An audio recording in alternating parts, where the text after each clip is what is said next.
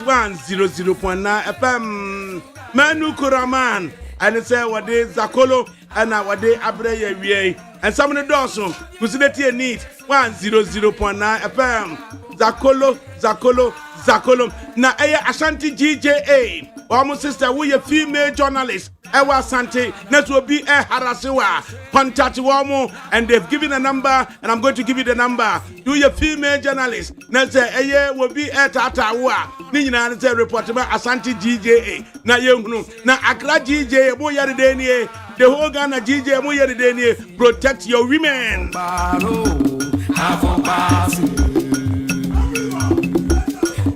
I don't think you know no away a munsam ababa Haruna was a teacher nibi wa we brofo at the school near Kolaka Katrika kra mentiase Haruna say dance and one say yade akwala de mother tank and yade be chere na de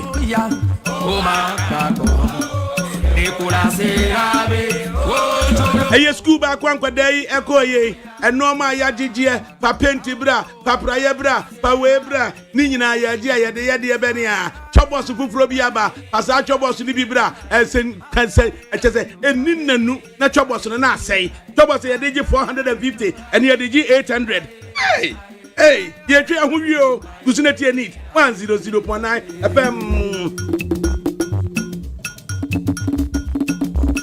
Amemola, wayoba amemola, amenya glola, wayoba amenya glola.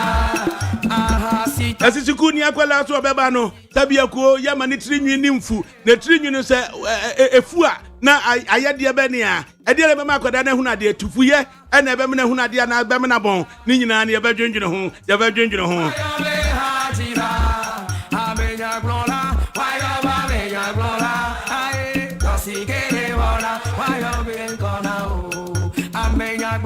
Bet me a WhatsApp here on 050-600-0909. WhatsApp here in 050-600-0909. Now and somewhere our what me aka Ashanti GJ or sister your female journalist near Harasiwa or mama number contact womo. What are your thoughts? Who was a puba on 050-600-0909 near King Kime. Good one quadra year for so to travel to the knee. Hey, and also to the Bama Hunadiana. WhatsApp here on 050-600-0909. Was say ayakwadade mother tongue and the panchira na de na mother tongue no afi the region be any language and answer district be any language or any de chakwala na de ana WhatsApp here on 050-600-0909. Right, merci beaucoup. Na me manti djuma dia de bra me amedi ho chia me afra me ADAKABRI Mahmudu Oshioma na awia panyini kwadwo da me ado na di mesi abontene as usual Majero Sajman ebo ne chidom technical production na abna frema abankro ya beba panyini na ono nso so waye de be ne a ye ne no adidi eho a o hwe redistribute ama ye beti obabia enti ya beba panyini abna frema abankro eye master bankro na opoku master bankro de nana no na engineer master bank engineer bankro so na ne ba no na uduro yabe so a bankro fo no mighty japas abenya bankro ho asisiri wa ubenya bankro ho yabe ubenya Mrs. bankro ho ni nyina mu no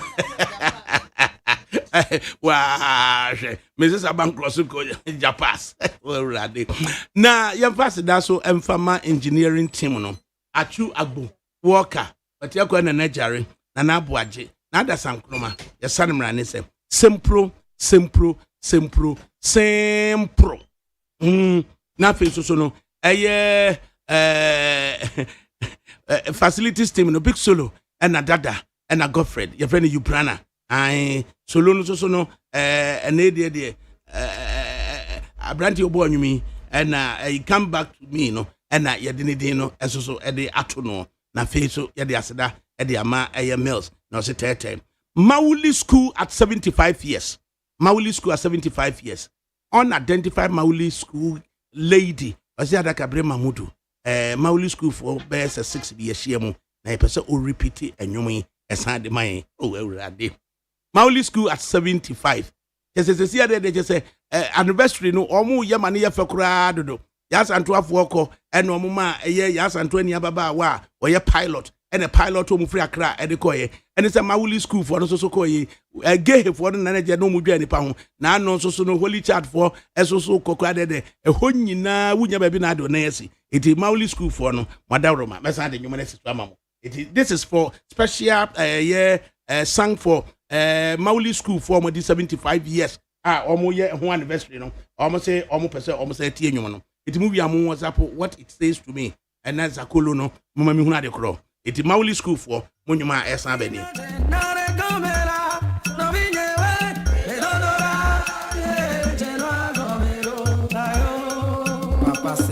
Neat FM yo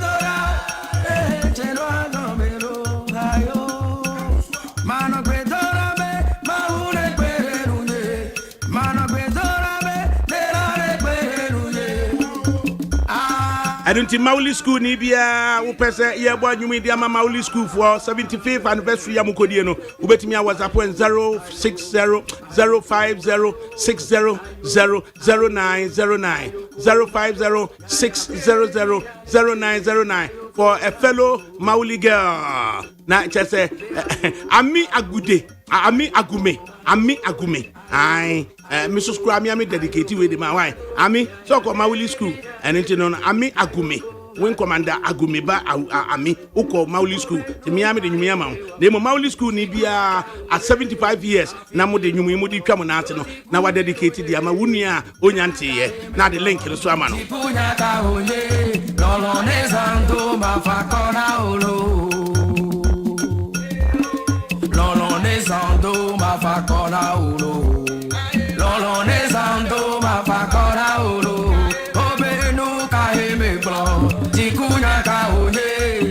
Finye lolo doti kune munye nunca hemewa dikunu ka oye lolo nezando mafakora olo ayo komado ayo komado ya kere jinyale bebe ayo komado Neat FM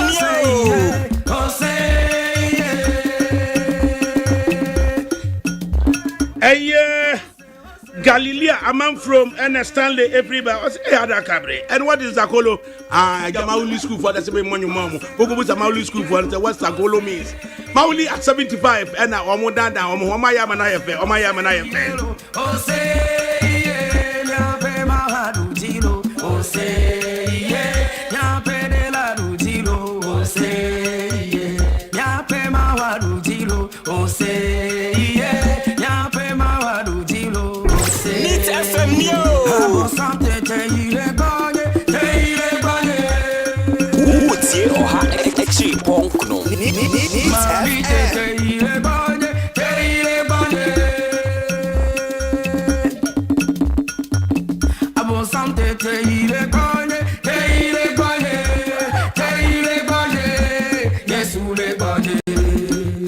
Daily Graphic and now the way say by Daily Graphic is a tension months at Pasa Senior High School. Parents, students protest 435,000 unapproved fees. Daily Graphic and whatever or say Pasa and Yaji school for this Ikabia Aya Ahomatism and the Amawomo. Or to use local language for instruction at basic schools. And no Anna and they ever drinking home. Bet me I was up here on 050-600-0909. Use local language for instruction at basic schools. Modality no yebehwe say the basic akro.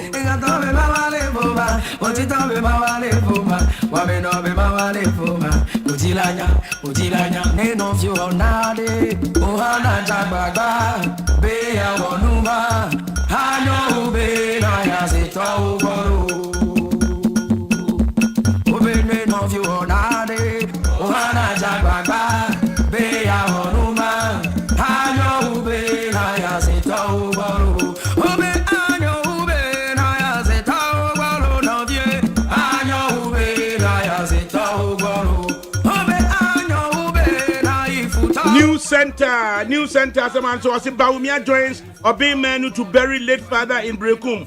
Miamia Wabi Menu, and then they will see the papa Ewo Brekum.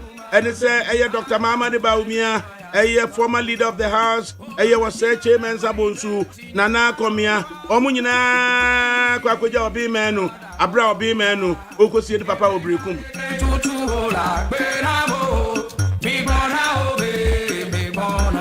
The Costanian or say Bono, Boni East, and I have for MPP delegates, route for Baumia and Odebaye. I say, appoint defense minister now in team for George Mahama.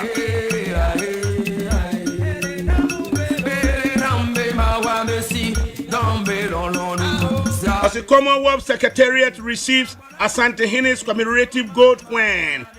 Commonwealth Secretariat receives Asante Hines commemorative gold coin. Gold coin wahine a freeman share akwakodu Commonwealth Secretariat and Secretary General Shirley Ayoko Boche Nesa Aka.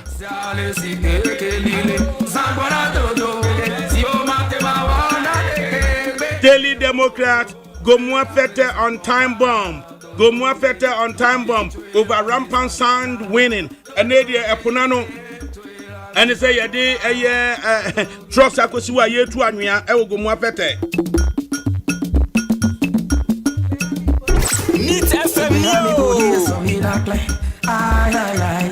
I say, Abronius attack on Kennedy and Japan ignites chaos at German sub-delegates meeting. Abronius attack on Kennedy and Japan ignites chaos at German sub-delegates meeting. German sub, and he said, Drobo, Yakoya. Abronyan sembi okwakaye etia Kennedy akwame akompre kwa Japan and enkofo pa away pa away.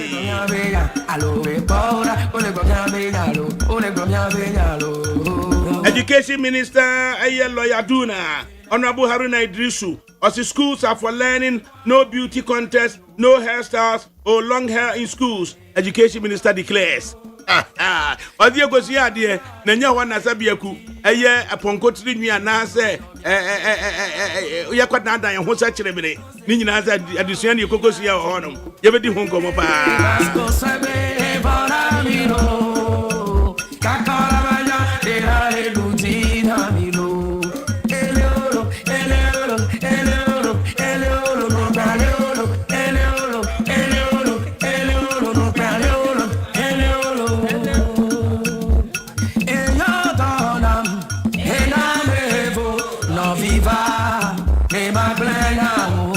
Good afternoon, ADAKABRI.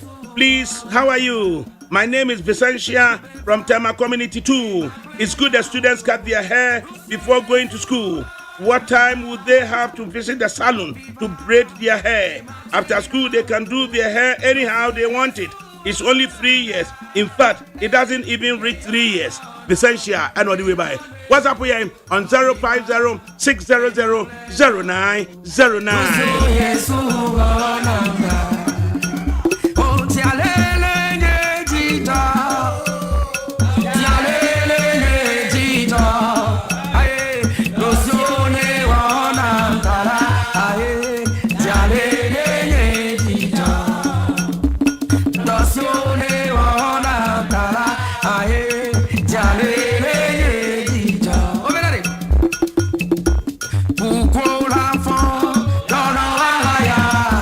Name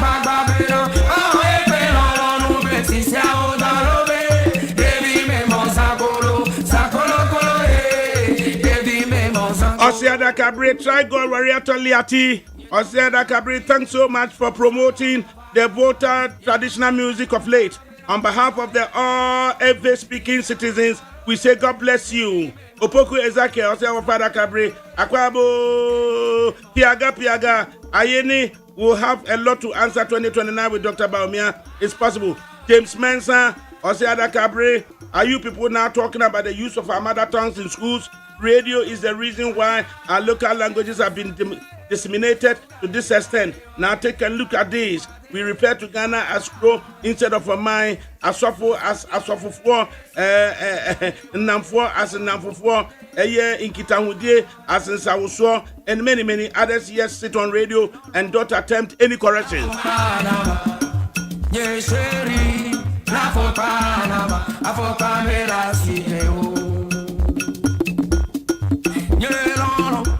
Ebo hello, or say good afternoon, Wafa. But me, I was up here on 050-600-0909.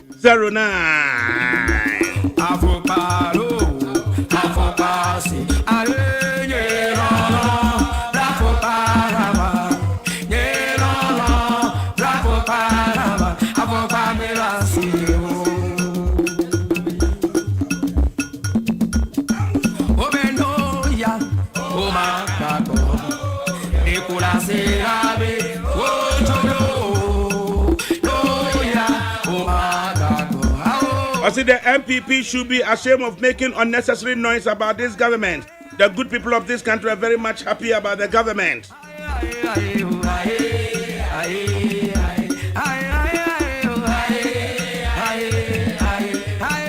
I see Mamudu Ozioma ADAKABRI Onukwa Komepe New Ghana New Abele New DMB New. Come on, Abele. Jay event. George Baona. All right. It is Sabri Yatanase. And 7 doors. Na Ghana ni Obabesia. Udi kain ede akankasa. Etimi esua ade etwero ho krata ewo supu pomu ema wo bebe ye odinimfo so nko pe aye friend Dr. Enima Wiafe. Doc Yamuaha. Yenia Zemena. Unia pa de me. I mean ya bema pa no ba ko pe. Let's go you should meet la kwai. Enti esawara. Minifi ka we achinyie bi hom. She yesua ne sen. She yesua ne sen. She esua no. Say ube fiasie na wasua ne fen eningege no. Vowels na ewom no, alphabet na ewom no. Se ube fiasie no wasua no.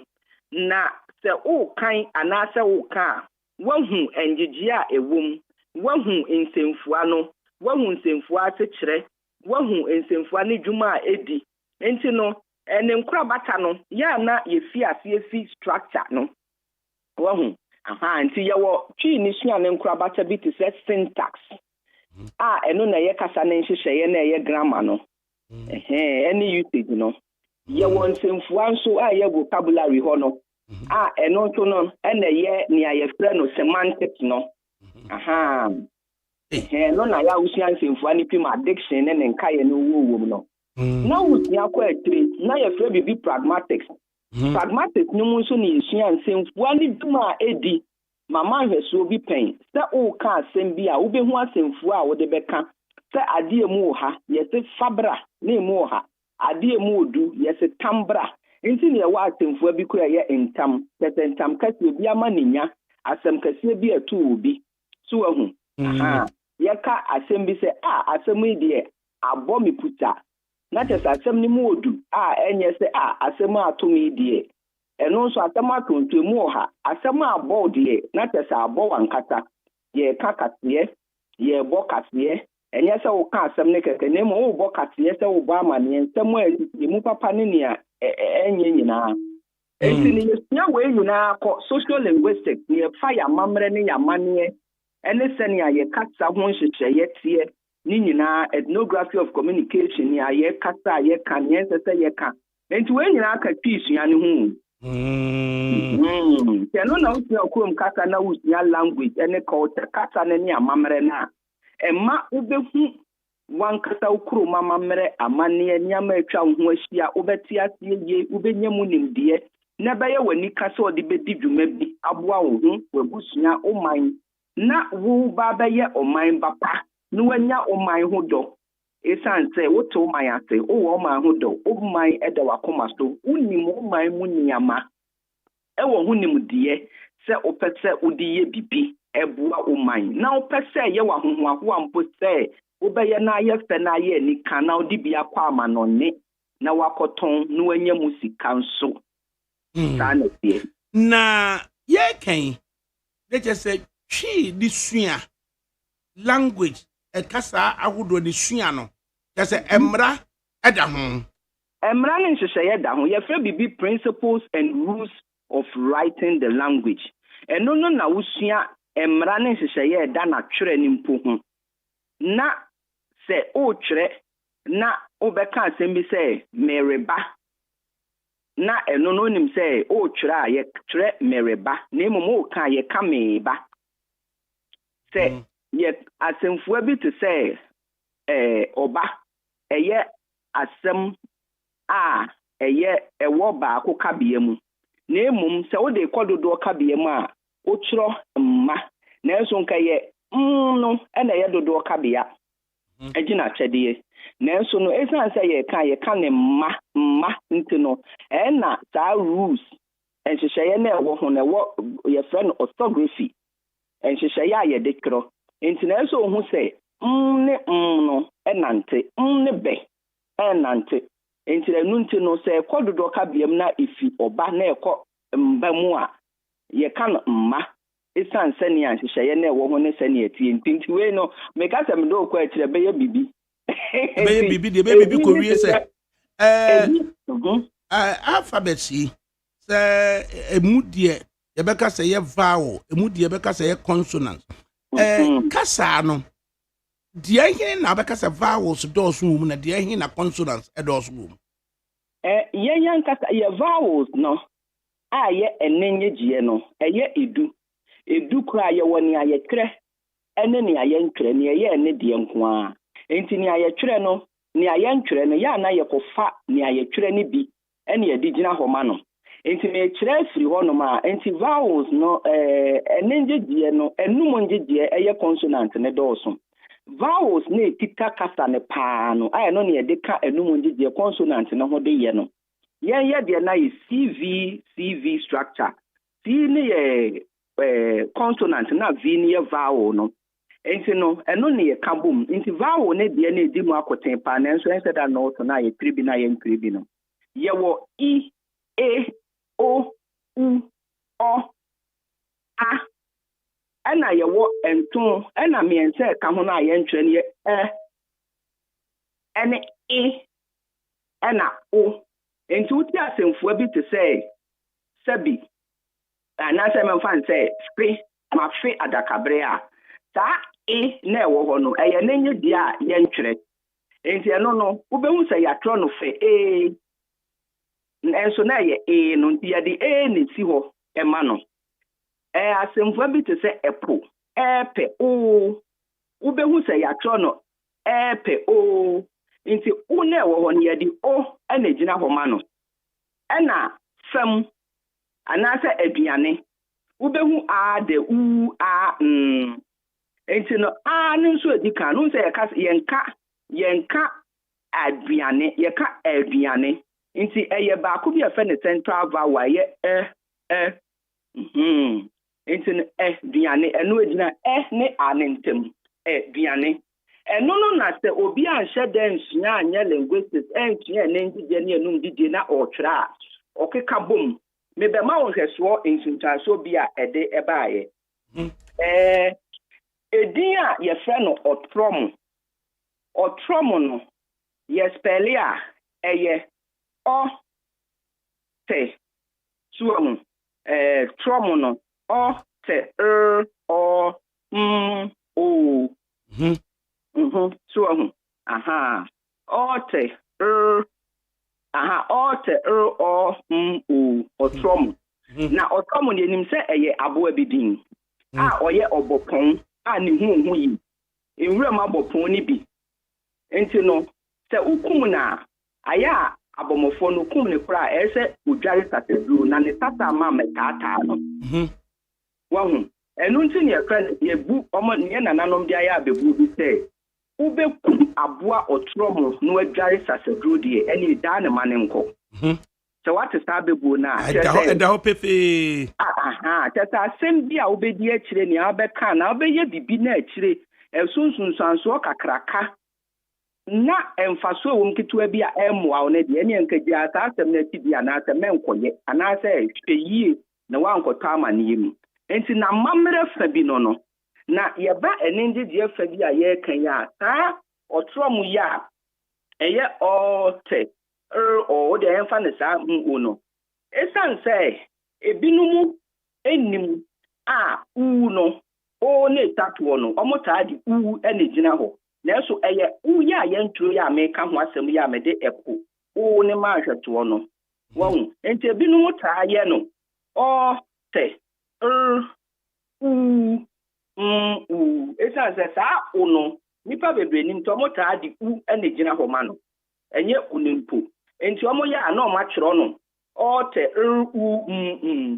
enti eno no sa no na ekwa akoye spelling bit sebi adekire yesu ni akukudu a untimi nkire twi enti sebi wa hwe ya na ekwa akoye se we de mame most mu wa excuse your French eno na obi nimu akotro no o te a oye ni tumu a sebi omampani enima na adwan koso a ankobeka se na kromu a odikan a onim a emasani a nipa no so pele no a onim to ne koye na natrumu the first na circulate ye no aha enti no se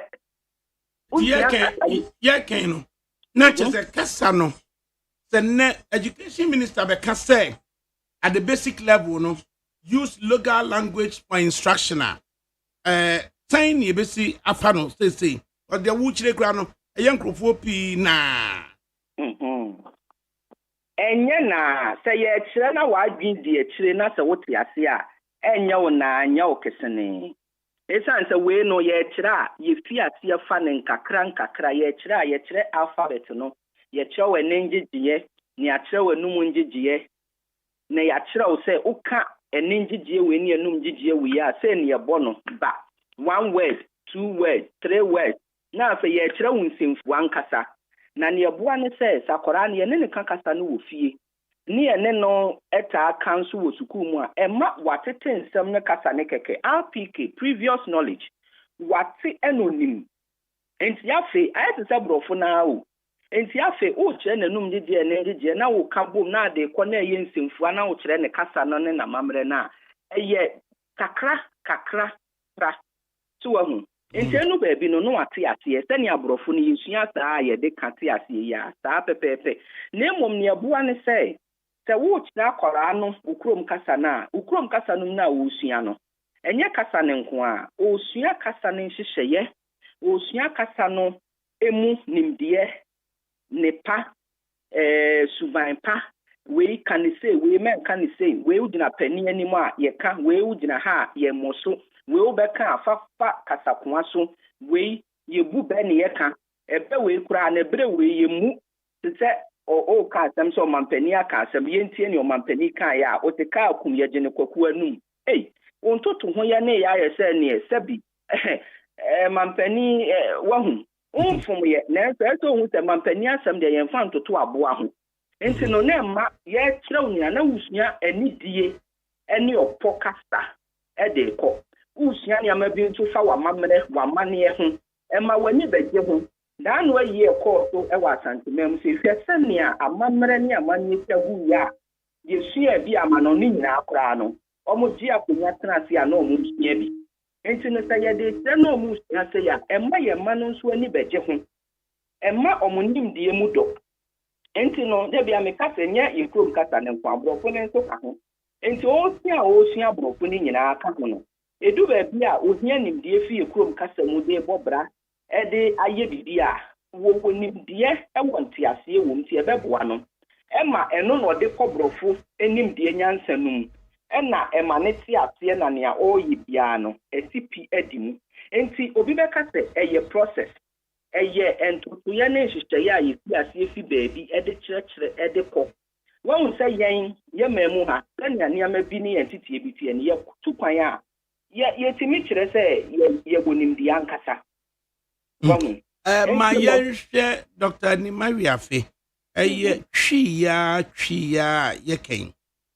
wobɛka no sɛ akamfoɔ ebi ka fante ebi ɛka twi ebi ɛka bono enti sɛ yɛsɛ akɔdaa no at the basic level yɛde ne maame kasa ɛna ɛbɛkyerɛ no as a first step no yɛwɔ a teacherfoɔ a yɛtraining ɔmo in the local language in the respective district so constituency so region so a yɛbɛdi saa adwuma no a teacher for the ebi wo ho ye wo man yasuapon bi ye ho University of Media Arts and Communication ye Institute of Languages ya tete a teacher for e wo ho asuapon ka ye bi nso ma tete a teacher for wo ho a ye timi tre ye yankasa ye kasa nti saa anka empanifo nso adi kan wo ho nti anka emu bi se ye ntimi kwa ntia emfa nkwa atire e wo master's level ni PhD level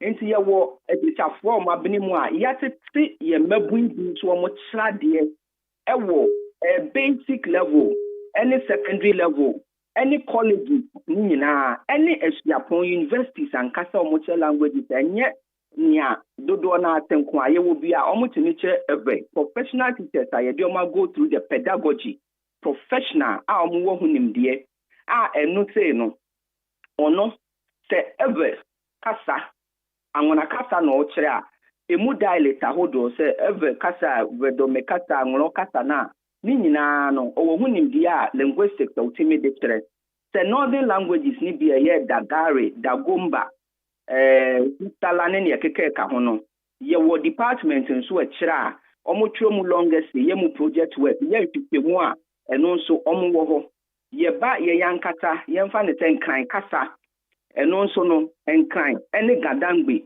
a eno nso bi nka krobo kasa eno nso ye wo teacher kwa ya teto mo motre eba akankasa eno nso saa akankasa kra no se twi teacher fo ho asanti twi omo wo akuapem twi eba nzema omo wo ho ye titi binom eba infante a ebi wo ho infante kra ye wo ekumfi infante bo infante infante kasa ye trauma dialect no esanse or linguistic background now onim the syntax the semantic the pragmatic the social linguistics or what's anim dia wa hani nyina no o the dialect mu bia hye ne nsa otimi kire pepepe na ne ha dwun se kane na yen hyeda enhwe sa policy infendi dwumane ntin ye titi school na teacher for na yen hyeda mfomo ntoto ba bia so to ba bia okwede ne kotokora na esanse enye ho na eti ede ne to a asa emfa ho a yapo ne basata ramti no okokora behwe ne wadane na asebrofo na otre na enso se nhihye ye sei no eye medese efiri aban ehwo nso asimu nwumasua sueye na okase o mampani ankasa enso etechire tin kitito behwe se se ye de sa ante ye policy be ye adwuma no migidi se so mo ton safre nimdifo a ye wo ho nimde efa ne nhyehyeye bia teacherfo efa ne nhoma etwere efa ne ntotoye nhyehyeye ene senia ye de be ye adwuma ebebo manyi na emu mfaso senia etimi aboa amanya hodro okwa amonyamu nimde na omommo fremfiase omu nyama etwa ye hu omu ho ahia omu ti asenye mu nimde de ye boa kwotran na ye technology nyama bebi mo fra ne ne fi ase ye ye de chiom no mo ti atenye mu ndie ye ti to mo to nsa frenya ye be won sanya ye nyina be so ma ye be boa ta policy we ya eye sto na betimi aboa ye no ye beto ma ye be di dwuma e be boa wo men pa e wo ho pa na e ho akwankyere de e no so wo ho a ye kase ye ya ye betimi aya enimdifo ho nso a ye betimi aboa na ye timi aye ye ne Dr. Nimawiafe wono ene eye ganani ba ɔde asante twi esuade e wo suapon mu ebebenya ne PhD and your friend no and Maria PhD na etwetwe nkomo na ne nyina ko wie se eye Ghana Education Minister eye Honorable Haruna Idrisu lawyer Aduna na obeka ne se na de nhwehwemu adadi pepe se enkwada yede woni kasa yete ayeka yede kire wo made no omote asem nase ana de kire nase ntem esene se yede kasa enye yeni ekasa ene yede kire wo mo na eno ho nkomo na yegusu a yedie na eye try God walato liati. Was my goodness, is Dr. Anima Wiafi a computer? The woman is a national asset. Wow. Yeah, where the animals my jealous kakru. Gia waji on. Then you're jealous. Na you cast the mother tongue language muno mother tongue anything. Mother tongue ye kasa ye wuwa ye di chofruma ene se ebusia awofo obema o papa o maame a ye de wabre no ne nti a ye to no mother tongue na nkasa pote ne se oba enutitie mu no titiri wo maame ene si ne naso enti wo maame na wo da ne so numufo ne wo kasa wo hwe nanim nyina ono ta na wo kasa pa ono di akoten e wo ntitiye no enu nti na ota na wo kasa di nkita ho a ono ne kasa no kra na ta ma wote eti ase na utimi eta aka bi enu nti ne yede to mother tongue no edi jesa oda maame na so oda maame so wo num no enkoma wo die nyina na egu asom edi jesa se oba sakola enum ana akoda ya under 5 a awosa wo kasa mu ne woni ye mu no hwe yie ko wie se de wo dua no ene na akoda na ibe nyina betwa ta pepepe ta tu matan ne banko na ne kasa sua mu a ya na omudi makoten pa tina ye kasa mother tongue mianto aso na ye to aso dia esi ya onse mfante kura watimi ame ehunu se egumu ahoro twi no so ame ehunu se egumu ahoro na sa research ye kire se mother tongue na kwada ne tie a wa me ate ho ase se oda eye ne maame na so akasa ne maame na eka no na je se wo tie sesie no ye betimi aye saade no abra yeni national language eye local Ghanaian language. Demena ye betimi afiase afi baabi. Mejidi se aman kaya yenya akwanya akọ dwumadie bi akọ tena mo na etie bi no mo nso fiase afi baabi. India say no mo kasa no chese ebe buru beye aduonu ni akire. Na nso mo de saa yiyi bim kakra akra. Unsa me bobo kasa no me kasa ye won kura bata. Ani ana meka news ewo GTV. Ye fiase no ye de enson. Enti no atifi na ye de dagomba kasa ba bi kura ekofa hausa kasa omododo na ate eka ho. Ebe kasa no nso ye fa baako. Enso kasa na ye dialect. Uka baako adodo na ate ase etimika. Enti ye fa munsun ana akan kasa twi na akuapem twi odampo nim se ukaya. GBC odampo. Eno so enti ye ka bo mu akuapem twi asante twi eka ho. Atim fam kwa wayi fam kura no me kai so chame asumadu nyenya aka ho na baako nso mfante ebe ka ho kofi sa akwa ena afen so no eye ga enso no na omo nso no omo ka beebi kura baako no otimi ka ga kasa ka krobo kasa nyina ede fremu enti ye fiase ye kura de ye de ne de nya den ye fasa ne ya na brofo ye friend standard ensun ya ye betimi de fiase ye meka me se baako de nipa nim se dodo na ate ase etimi ka oman mu nipa dodo aye wo mu emu nchemu kra metimi aka se edi okono ene akire kura atesa aka se etumi ka na enso se ye fiase ka se ye kofa baako a me ka se enye adwuma ye nya opepa ne akoma pansum esa ye kasa ahodo ni nti na nse metimu kaka na okaya eba baako se ye se yemfa yensesa obake ye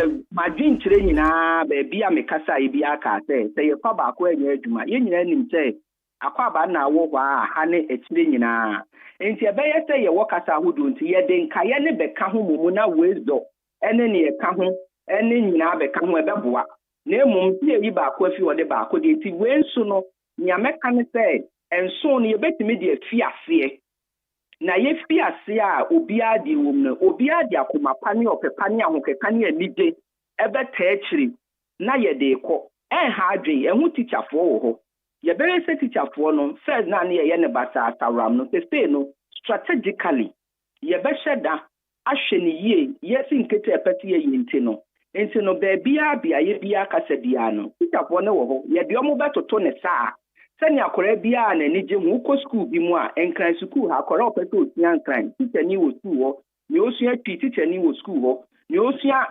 dagomba kasa tikyani wɔ school hɔ ne ayɛ ne saa na ayɛ balance na yɛayɛ kama na obiara hu sɛ ne deɛ wɔ mbi nti ɛba saa yɛde obiara deɛ wɔ mbi a obiara deɛ ɔpɛpa ne ani gye ne so ase mu yɛrekɔ yɛnim daakye bi no unsa hyehyɛ yɛn sɛ efi aseɛ no ɛyɛ ɔmampani dada Kwame Nkrumah yɛ akato abrɛ so na yɛn wo me koraa na menim sɛ papa koraa hyia maame a ɛna ɛbaayɛ ɛne yɛamfa anyɛ adwuma na afi yɛho ahu sunsuanso yɛ mma tuban yɛ ɔmo daadi yɛamammerɛ ɛyera ɛne kasa basabasa ne atɛmbidie ne nyinaa ka ho na afi yɛabɛhu sɛ daabi sankɔfa yɛnkyi yɛgyaa mu a yɛahwɛ ne yie na sunsuanso bi na ɛbɛ nie yehu baabi fom bi di dwuma a ɛboa wɔ mu nti saa bere deɛ ɛnkɛɛti yɛmfi aseɛ ɛntoto ne yie nti sɛ yehu ne taa na yɛyɛ ne yɛyɛ ka bom so obi adeɛ kakra bɛbɛ mu a ɛde ɔpɛpa ɛbɛba tikyafoɔ wɔ hɔ yɛde ɔmo bɛtoto ɛɛkɔ yie a megye de sɛ enu baabi no yɛn nyinaa bɛba abɛte aseɛ ɛma ɛno nso bɛkɔ akɔtu hɔ sɛ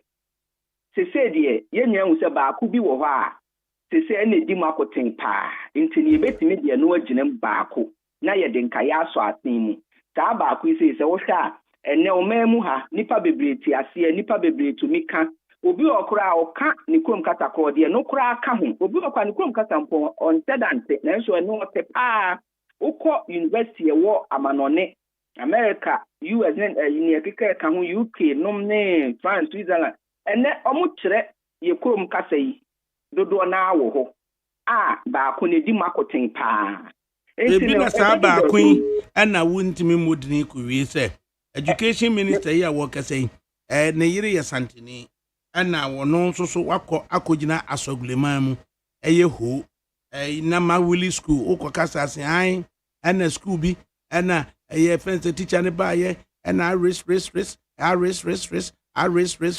ɛdi asantini akɔda yi gyina wɔn ɔka kyerɛ sɛ a teacher ka ne twi kakra na aka ne twi amɛte aseɛ ɛna ɔde ɛno ɛyɛ ne nyina so ɔde kan asɛm bebusa sɛ ɛnɛ sɛdeɛ yɛ totoma ne mane yɛ ho no baabi a wode fɛi ɛkyerɛ sɛ baako ahuri adi kan na nkɛdeɛ no ɛyɛ dominant ne the others ne bɛka ho a ɛbɛboa no ka kasa wo sɛ akoma pa ne wɔ pepa yɛbɛnya ne yɛbɛhyɛ aseɛ pere hene hwii ne deɛ yɛn nyinaa yɛnim nti enu hɔ no ɛbɛte aseɛ na emum sɛnea meka no meka minim nea yɛayɛ nhwehwɛmu ahwɛ ne nea yɛhu ne nea yɛnim na nneɛma no bi wɔ hɔ a obi bɛka sɛ borɔfo yɛsɛ so conspicuous obiara da hɔ pɛfɛ na obiara anim nea efi aseɛ kɔ abobɔ baa kakra nti sɛ yɛka sɛ yɛfa baako sesi a bɛrima na minia ɛnhyɛ da nyɛ adwuma na emum sɛ yɛfa standard ne ne yɛde fi aseɛ a sɛnea anim no hwii no dodoɔ na anim timi kate aseɛ na ama no ne sukuu ahodoɔ no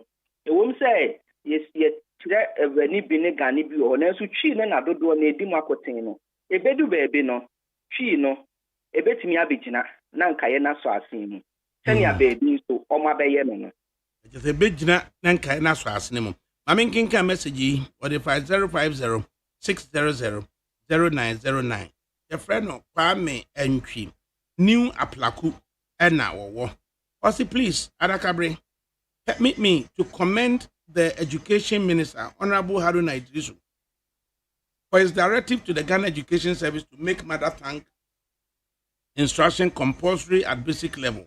I support him 100% because the educated Ghanaian, wise in the ways of culture, who can speak, read, and write in the beauty of his or her mother tongue is becoming increasingly rare. Most of us don't deserve to call ourselves Ghanaians. Shame on us. Who and what you who we? Kwame Aplakwasi ma working. Ufa mwa babeng. Oh, otu yehu a odi yehu pa. Esan se to de bia na ani wu. Hwe ba bia bedu. Se ye mofre ye di fiase na omu ya mamre ya mane ye kasa bi ye ni ye bi. Ye se so uru fi ukuro mu he aben a. O yira wa dwaba ase o. Na ntete no nso no. Efi mofrase ene ya company ni. Adakabi medidi se we say ye wani eden. Ye di agro na nso se obete wano pa de bedi pani atempefe da ho saa de awano be yodu ebe ye den me ani mameti hayi se bibi enye no meka na nso no mi ndi atem pefe saa ene hwe obi timi social media abofra bi timi fa atwi phone no odi pani mu atem so mampani kura na o cassette ya ne di natem social media abofra bi wo ho no wayiyi ne ho yesi akatesia o kasa na ne mame akata he akatesi abraha na wabisa ne mame tema na akatesi na tirete na ne mame ati o say oba pa aya akata ho si obebo life se den enyi ho esan se be ma no to oba papa ware a opobo wo suban ewo ne ye oba onyiyi na degem oba obu ade bre ne ho oba ode ne nsa ye adumaden eno no pe entu ko social media ne na wuyi wo pam na wuyi unufu mpoku egu ho na o kasa basabasa ediwachi enti se ya ni omo ka ne yete ti omo na omo sua ankasa ne ma we ye ma no omo nya ma emedu sei enti asema abrante na eka no onim ne awo ka mene ne ya adwen esan se ye nyina ya fere enti yeto yehu a yedi yehu to edi se sia de na minister ka na yewo atweniem na mmea ye betete eye wani a yebekwa akosua ya kankasa na se kasa ahodo wo ma we mu ama ye dia compliment yebeka no se mother tongue no adwuma ko winiba ene fa biem ni betimi akwaje ntete oba me a baby amewo University of Media Arts and Communication Institute of Languages to say ya take a pa indigenous African languages. Ye kasiye just ya ye Ghanaian languages and African languages yet ya mamra ye nimbwa ye kasa ni ye nim na ye wo hunim de ni de diduma en paso pepe wo kasa ne ya mamre ne ya mania ye besia ne se ne beboa ye beton oman enti ye so ya tenkra bata kasiye me na me head of department da no wo ho ye ne lecturers wo ho ye vice chancellor and so ye pro vice chancellor ye mpanifo ye deans omo nyina omo ani abra ye hwe se yes ye be mantete ye enti obi ba ye ho a obenya santete ye ni bi nso pa ye kana obi awie sukuu pon no onyanya adwuma bi nye nanso wutie di education minister ekan a ebekwa akwaya akwanya bi di ana bu ekwan bi di ama woni a ye pe bibi aye tiso obi awie sukuu pon no so obeje ntete so obetimi akyere Ghana kasa fufuro bi yede be kyere nkwada de a obedi eye bosome san mfie san na yakase potokasem oye proficient so obetimi akyere de ya na edi mfie 9 sani ame kyere ya mebobo ne nkura batai mfie 9 fiase no obesua introduction to the language osua comprehension and summary osua principles and rules of writing osua semantics osua syntax osua ethnography of communication osua social linguistics osua pragmatics enti no eye mfie 9 eye na obi o de kyerade enso na kan pote na pedagogy ankasa sani ayedi kasa ne kyerade se wo kyerɛ mofra de o mpanifo na ade kyerɛ omade se obi opɛ certificate na opɛ se osua kasa ne keke na odi twitwa ne ho di nkita ho obi also a professionals advanced enti no ubesua saa akwan we nyina ne ade kyerɛ akwan ne ade sua akwan we nyina ka ho nye kasa ne nko ankora bata ne keke enti ye ntete a ese mu ye du esan se kasa ne boarding nipa ni sua kasa no odokutani a o hwe yare sa yare so nim kasa akwan no nte kata na se a me ma me beba be kasa ni jonku enti se wan ti ase ehu se ne one ne kasa kora won fi ho se doctor ye na me call yi wa ma madru nso no o se no ne me kasa keke kura me ho atome Dr. Tijonku ase enti no nkoma ne yefuyare aduru ene wakoku obi enti wasua ne doctor adwuma no enti professional certificate obesua kasa ne sanse ye de na koto wale ye de na beton kan onte enti ohia professional yipe competency bipe ni nyina ye okwan a ye hwe e de kire engineer ye de na koto akura bi ase a oye adwuma bi wo ho eso osua mo kasa ne o mamamre no kira nko engineer mfitie keke amfa bibia nkoto nsuo so a omanfo nam gidie ne o mamamre nso akire bibi foforo na omoko kakro ne ombe kasa basabata na ye kire ne sa kasa kwan ne se ne sini omkasa ti omkasa kakra owura honoma oka kasa ne ni mamamre obetimi ni omadinkita ho ma ombeje de fta so aboa no ne ye be kire no sani obeye bibia enti no yesua sa niama we nyina yete radio to TV to sani ye de kasa di dwuma ene ne ese o kan ye ese o kan ye ni atem sabi opani bi din sanfun kura na onka ye o kan opani ade a o yi wanhwe opani ade a o ye enye wo kwan a be kan o be kire na o be ti asia bi ko o be dwen ho asesa na stuban sin so obedi na tem tem kwara na ne o mo kasa ye o kwan a ye fansimfuwa ne kasa ne ye de bono enti obesua we no mu nyina no wanya mu nim ye esa ansa da bia me foundation language word foundation ye ka timbi ye nkyerɛkyerɛ ne ye ka asɛm bi a ye se kasa wo ho ne board ye nto kasa etimi bie pon kasa etimi to pon mu ema wonhyira enne anka akwanya bi anase bibibi anka obenya abekɔ w'anim no wa mfa kasa bi dum ya untimi nya kasa wo ho wa ye te sɛ sekaima a kita doctor nsɛm odi operation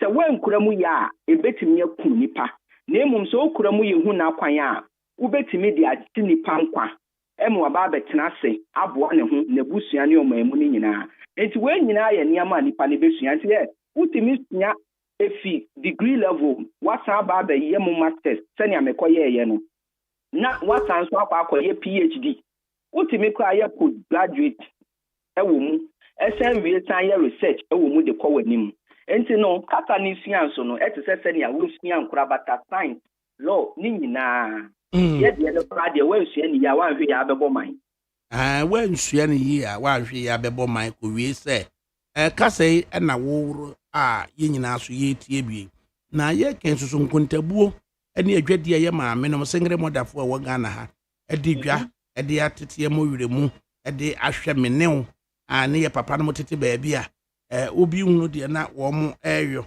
ye fa ye atopa bebrebe a ye buo ye gyankwada no edi agu eye emai so Chinese for over 2000 years omo de asua omo kasa eno omo de akyekere eno omo de wen Ghana kasa ya yesi ye de be kyere nkwada ya de enkontabuo ebe mu a se algebra o se simultaneous equation eno so no ye betimi de sa ye kasa yi akyere adakabri we die enye den kra minim se wate aya prep eye emrantie bi a omusua a omoye IT computer science fo ena omone language yen sua kasa aka bom ena omode aye app bi a utimi sua eye akonta mathematics basic any senior secondary school omaye na omemu de bibi e fa amamre ne kasa ho ne ya na wonta nya mu anya nso asemu na nso no omode opepa eni nimo omunimo ebeboa aye sa app ya mabu bi a na nkokokyere a onya na otifie na ne daachi atei ankoye nyinsia na akoye afekubo mema no ema motiti fie no eba aye ebinum anya akwanya ema ukọ aya prep o downloadi na ne ese wo ye wo ya omasua timi atwa akọ anim a obi na nsen omo de app ni bi ba ya monitor na omo eda na di launch di professor Kofi Ajekum din to so ayapoka ebrantie launch no emrantie ne mabawa bi ba ya obi esua ya wa nya mask enso sua ya enne watimi akọ medical school obi etimi abeye ne lawyer obi nso na ni agye ho manu nti o se obeye linguistics atese ono to ne IT bi aka boma ye develop app outimi di sua kasa ene ya mamre ya so on sane etie enti no akwanya wo ho obi nso ye science vocabulary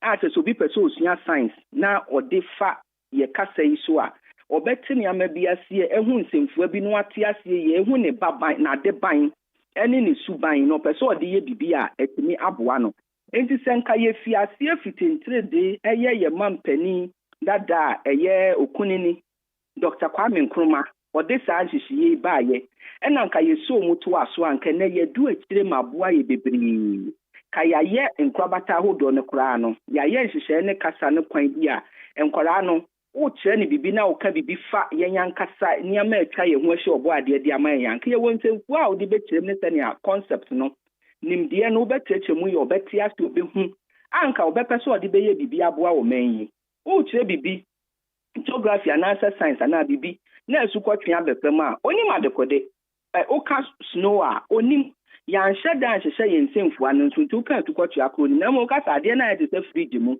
te ice bemu a ititie no aboche se na eto se na boa se na eye omemu se na eto a ekire a eboa ubon se wo de kwaye krom kata oka no ate ate na so wo de brofo na che on tie ate no na ya what do you understand? Yes.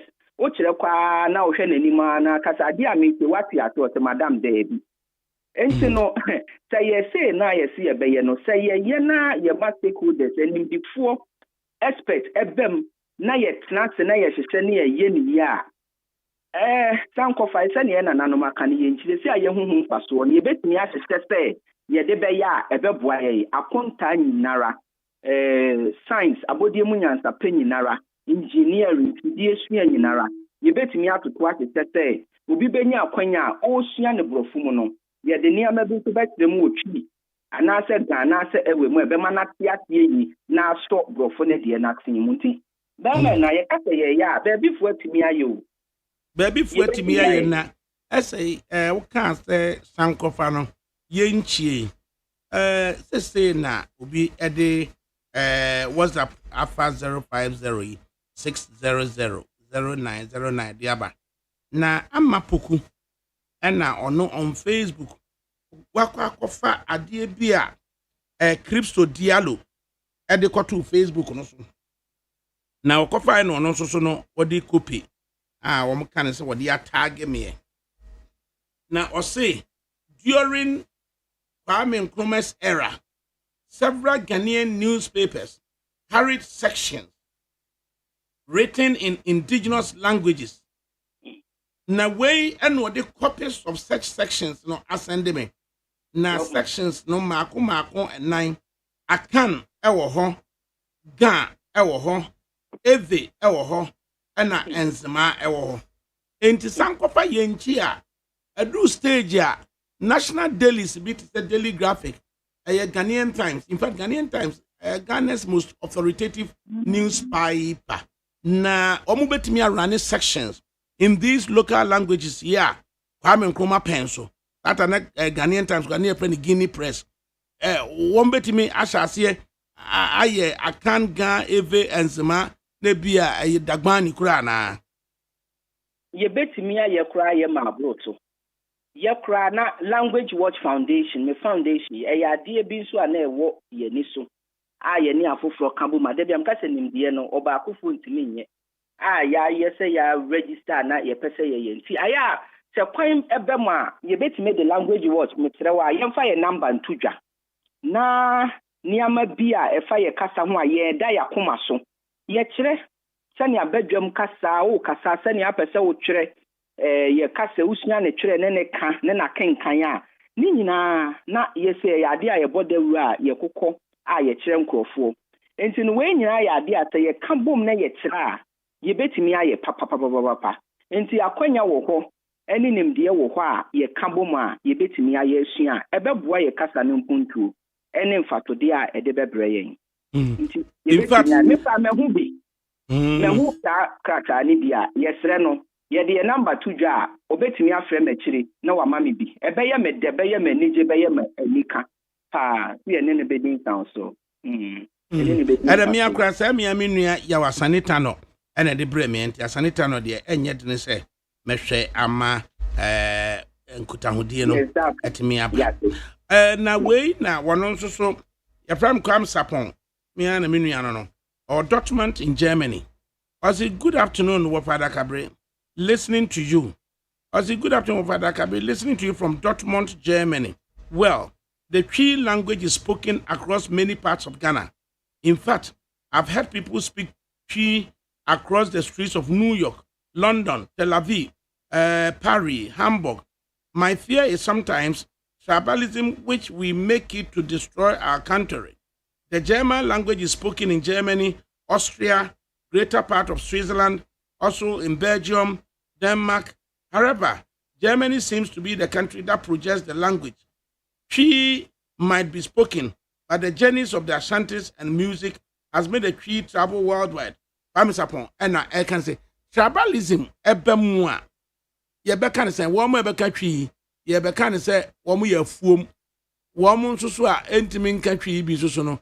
If one susu free say, more monocrad, a monka home. As was about Kaye, or say, Bakujina ho, and a diakano asoni sisi. Chemu, tang a can and Chilemuni ye for my any. ADAKABRI. I wanted the set my so Bakujo. But a honor make us say, and Kayano sono, ye bet me, af Cecilia, ye pesta ye see, I say, ye dear Chrome Casa would do any bit humano. You bet ADAKABRI what someone. Then you're back with Mamma. A charm for Nibi said, will be now as soon as it's in a mammas, fatcha me. But that oh, and I wouldn't send yours to the Nerry. Jaco. And so the Megidis and Cayenne in Arano. Ye be fiati, say no do duono. Say, ye share honon so, not each of when him say me was a mepe national service persons. Maya bi ene mrante bi a matwe oma ga ene ewe matwe oma womoma enti me kwa mbufu ite ye ni abre a ye pese ye ma enu nyina ekọ nanim na ni nyina be ka ho no momra meka ho a mompese mo beba otenkan he ya nso pese emunsem bebre a ni nyina ne se ye pese ye so nkaye na semu ni ye nyina ye kọ. Enti mestre se ho nso no nkaye ni hu sese na ye se eye medium of instruction no mestre so mo nso na ni mmere na ye nyina ye ntom ensua me da ba bia megina kasa bia menka me mother tongue nko a meka omamu kasa ahodo ni nyina esan se otena nko no se wokoye na obi betua Ghana de sika abakrum ha ebeboa na meso menya mfato ebi se obesia ebe na de sika abakrum ha o man sika semko ya mesumenya so mfaso obi enti enye kata ba akopɛnko a enti mesre me nuanom to se ye nyina ye mfo pepa nso ni enhwe akwan a ye bepegya nkaye ni nyina aka ho na enkoye ba akopɛ yeah Dr. Enima Wiafe why are there pa osabere makofi buaten ba why are there so kwabna na odi we aba na answer abekro no or say why is it becoming so difficult to adopt Twi as a second language of Ghana since it is widely spoken and understood from the length and breadth of the country?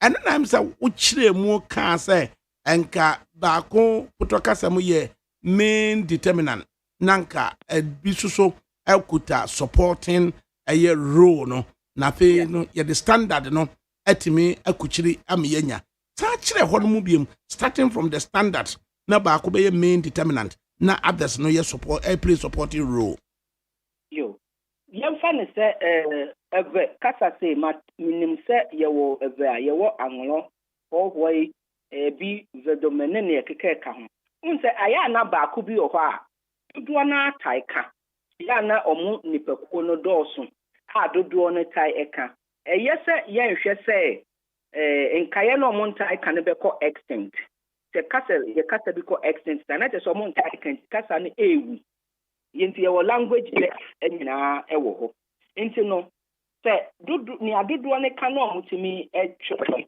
ye fe no se ne be ya adodo beti ase betimi de adidwuma na nkaye no nso no menka se ye nje mu na no so ye sua na tro ne ye mu bi mu na ebe ka na emum ni aya na dodo ni nim eti ati etime twere no ye fe no baako na dodo na eti ati etime ka na fe no baako ye bankan kasa no nso a ni adodo ni timi gadangbe ni wo ho dan no nso wo ho nia omo nipakuo no omo beti ase dodo ne ka etimi etwere ye ko northern languages ayi ni Dagomba Dagari emu ba nia dodo na ewo na ka etimi eti ase wo de gina ho kasa nipa dodo na eti ase mo mo so asem numu na eto mo koma so na humu ayi ni zuga so pa bi e ba na omo som e ma eba ye ba ye aka nkasa mu a twi kasa ne kura agentene ha ye nyina ya som didi dwuma dodo ne kura mo nya twi 40 ase etumi ka ekire mu me bitimi bu mu be ekire no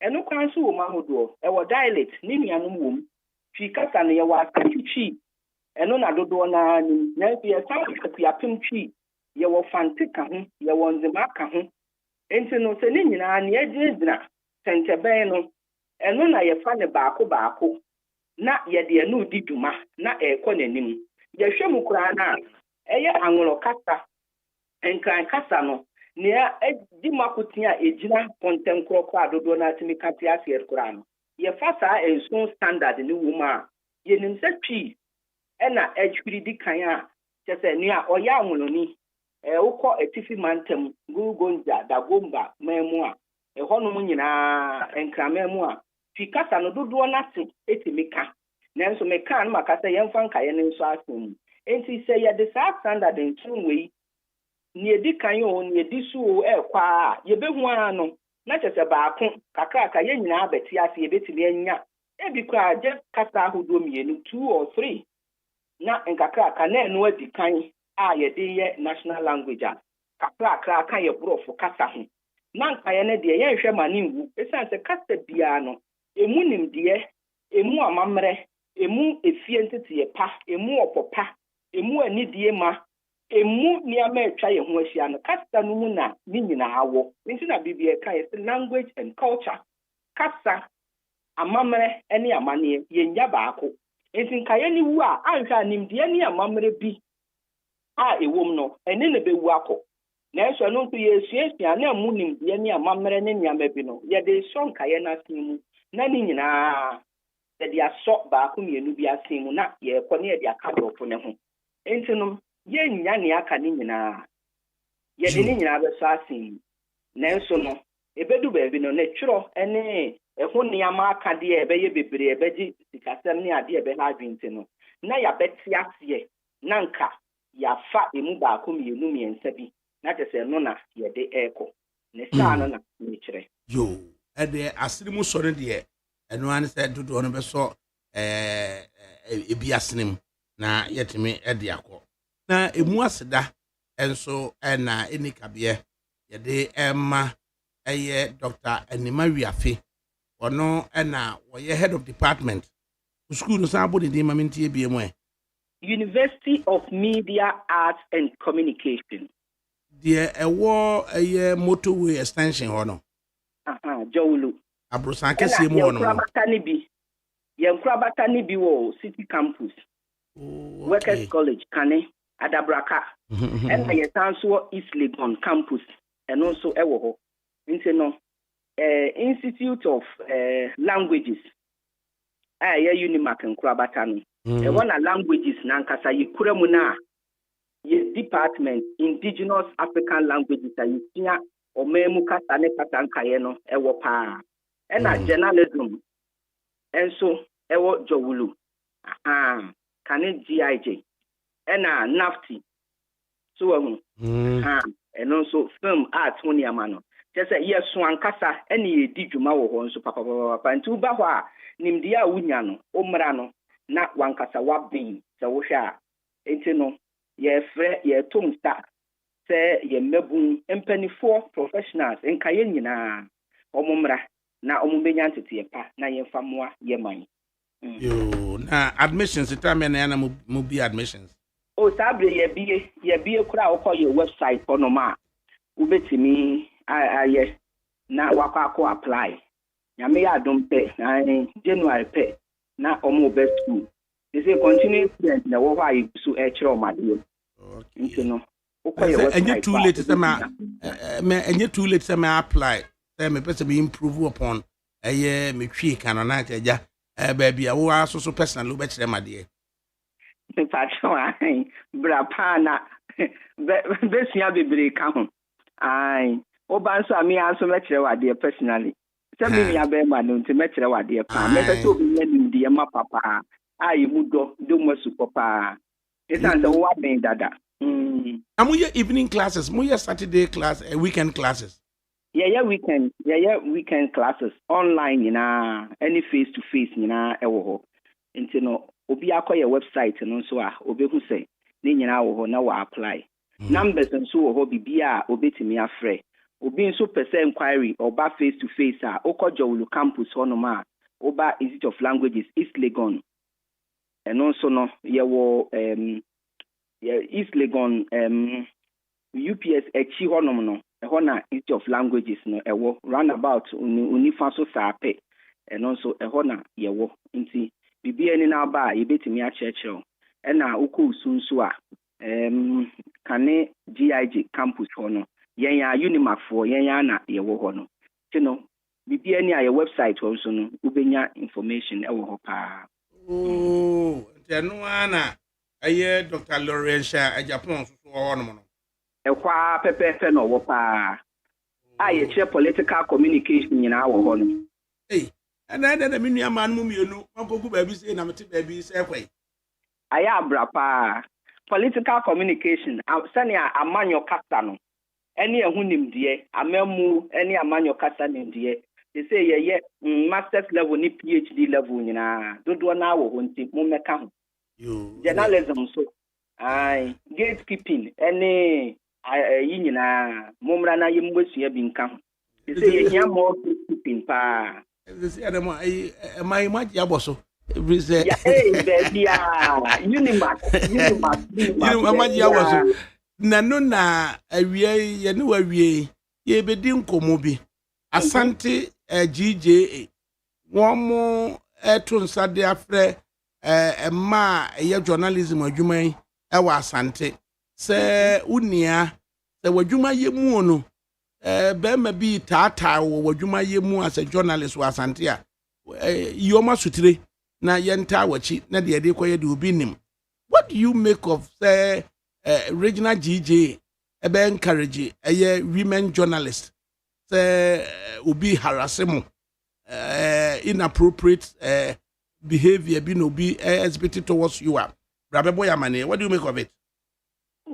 Papa ADAKABRI Ejumai ye bia media 2004 DTV ebedu 2012 semi ye PhD ya na emre ni mo na ekoba semi fi radio ni TV na so medaso wom ebia ne se ye kasai medaso wa adwuma num medaso ye member of GJ edu ba bia na senia adwuma ne tie no menka se edu ba bia hunhuna ni ehubo ene obi ohokra na opese ofa adwuma no ho kwan ya ma bia mpata ne ade enti no ema so de bibisa no ya na ema yesi ye de tu edu ba bi nso ana ye mre kakra ntene ya to ba ha so ye ne de ne ayi ne de ne na mu saa enti se obi ko bibi mu saa kra na se owo evidence eno na mo ho no okula proof evidence na odeba na yehu na se ye boa na ema efa bi no ye gye no wo fa bi ema onya adwemufan onya ahokeka ne anije biom de toa so de ye n'adwuma enti se ye bibi saa de aboa ye nuanom ma na meta chire papa isan senkran ha ebi ewa ha a network of women in broadcasting ebi wa ha ye nua ba PCF na ya akona du ene maami bi amanom ye nyina eso ma ye bo ayeku ayate ewa ha ye de ta ye nua ma echi ye kode na dikra ewo British Council na nsen ya nche bia enti no se bibi sanso na DJ eye central adwuma no kase ye bibi sanso ewo Kumasi a eno nso ye papa ye nyina ye ta achiri a bibi sa no ye bepese ye nso ye bekwa akoboa na osuahu ne nimde a ye nya experience adwuma no edu ba bi a emu how bi ya etimi bato na se ye ta achiri se ba bra de kan ye hwe kwan ye befa to aboa no ye yiwa film na ya ka bia mawa megidi se eya de papa na ne mekore twemate you eya de papa e de momfei e na musumotu mu hofo na ka kire yakwa mame fan krema na fa koma yakwa adu ni mame bia ma ne pagi ama donko ani Beatrice Piogabra ti ka kire yakwa adu Peace FM na yak na ka kire mame bia ma biamzi 1 na ka kire channel editor pagi ama donko kene donko ba na ka kire Beatrice Piogabra secretary Asante GJ se wo musu nya mema sunsum na omo promise mema so be ya de am so nye yes utu ekurafo na otu mo ne funti no eja yate yenso ye behwe yi ahwe ya famu de ebi no megidi so omo atepa tini aka ne de ne kwan ma no adakabri language Maminti ha Language Watch Foundation yentu ayetu ye ho asi ho na eno so meda no ya bodawura fania minister kan yi hu efa se ye di ye krom kasa di juma efa se ye hwe na ebua na ye mabun suban pa ne ye pantete ye pa ya kasa hu juma ene kwesenia ye mabu omu di atam yi omu ho ne ade ya bo ho dawura kan yenso no akwanya yi yenuanom omu ta Language Watch Foundation e chi so no ye do masepai san say eno ameti atam yi ene na nansa e wa pa na mepeja amensa hwe wiem se urade ye da wase e san say ye meisua na ye hyemu kena na efi aban ho na enye se ye mu bi a ye ka na ye fa no watra na efi aban ho de betae e san say meka bi ya na meka se ye nya aban na ode ne nasi fom na ye nya homasuafo enhomasua kwabata soafo na otaachira ne aye ka no nso ne bedi mu na stom enti no ye nuanom omota ye ti akwani asa so se onim se omanu efa akasa ne amamre ho ne amade wonta anya mmoa anya nsaatu mu na nso ye gidi se de wo gidi se ye nipa bia na se omanfo bia ana se nyumakuo bia omo nso no omo anigi ho omo opepa no mo resi omo meta ye ti so ya simu na ni ayakata nyame aboa ebe mu ye pese ye be ye adwuma bibiri e de aboa oman ye nyina anim ni ayeko nti omo so meta ye chi enso ye mu ni ntimi nya adwuma ni bi nka ho esan se nkran hye kese kura ba ye mu asese ye ni abre pa o ma me kwan kura metime de ye number tuda adakabere fa number ni tudwa na ye da asemu be me na ntina me pe wasemu do yi enti number no ai adakabere na sa wonso waboa ye ya enti ye pe wasem ye do wa ya de nyame nhirawo enti ye number na eye 0542 997077 0542 997077 ena ba kon so e ka ho so ye 0277 561 588 0277 561 588 enti no yesterday obi bia wo pepa se opese oto ya sinu bwan ya ye t-shirt ne niama ye bekoso e dia ye dwumadie bia ye de be hye ye mabuni nkran se omo bekoso na yaka ye krom kasa na ye kunte ya mamre na beboa yen se obodidi dwuma na ne ekoso social media team efa kasa ni atembidie hu eso epic enti ekwan biara enyumaku anaso obi biara pese obeba yi bia no ye ni be so pa wo ye wa famu dia wa ma yakwanya sei ye ni so pa enti no the kind of cash ebeboa ye pa so ye da wase kind of cash but yenka yeso ye da wase papa wano asisi dia na aseda no right Dr. Anima Wiafe ana wotenene na sabre we say no gifty enam legal wives and team illegal wives asam na ya critical sa mi ni obia o mi ni bebia team illegal wives me ya neutral me wo homa daddy lumba wo homa daddy lumba mi ni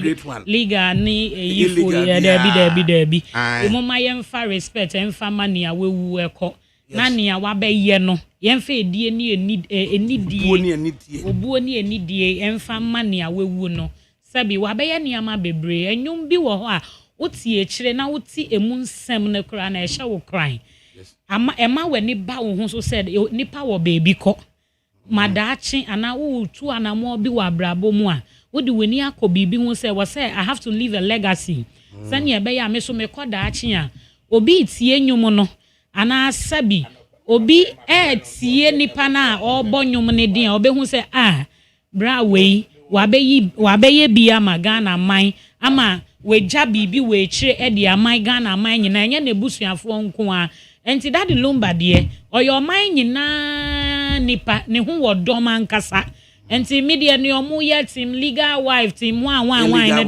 ne de media mentie kra me call social media na me hu sa na I just bypass it. Okay. Now me call me baby because it doesn't speak well of nipa na we wu no. Yes, enti very well. Yeah, dear. Na ye can say ye dey local language my instruction at the basic schools no.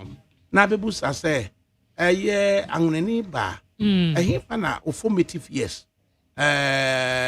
wotna ya inti ama otimi eka twi e de bu besi yo adakrabe mama fa ncha kese enkoma me constituency for but ya no English ya man from ewie meche omunyina ewo but ya no English ya man from enemy MP Honorable Felix Akutio Clay MCE Honorable Moses Kubi Okanse nyame hra omunyina na edwuma pa omoye amode mpuntu dwuma ede bebre ho na ne etwa so kra no enkoma me boss Honorable Felix Posukwache our Jubilee House Minister for Government Communications me say nyame hra omunyina na edwuma pa omoye na daga before ye betie si sa topic we mu ankasa no I said last week ne moyanti asempa na ye maame ba ko ogina ho pama emma which is women empowerment efrimu ye maame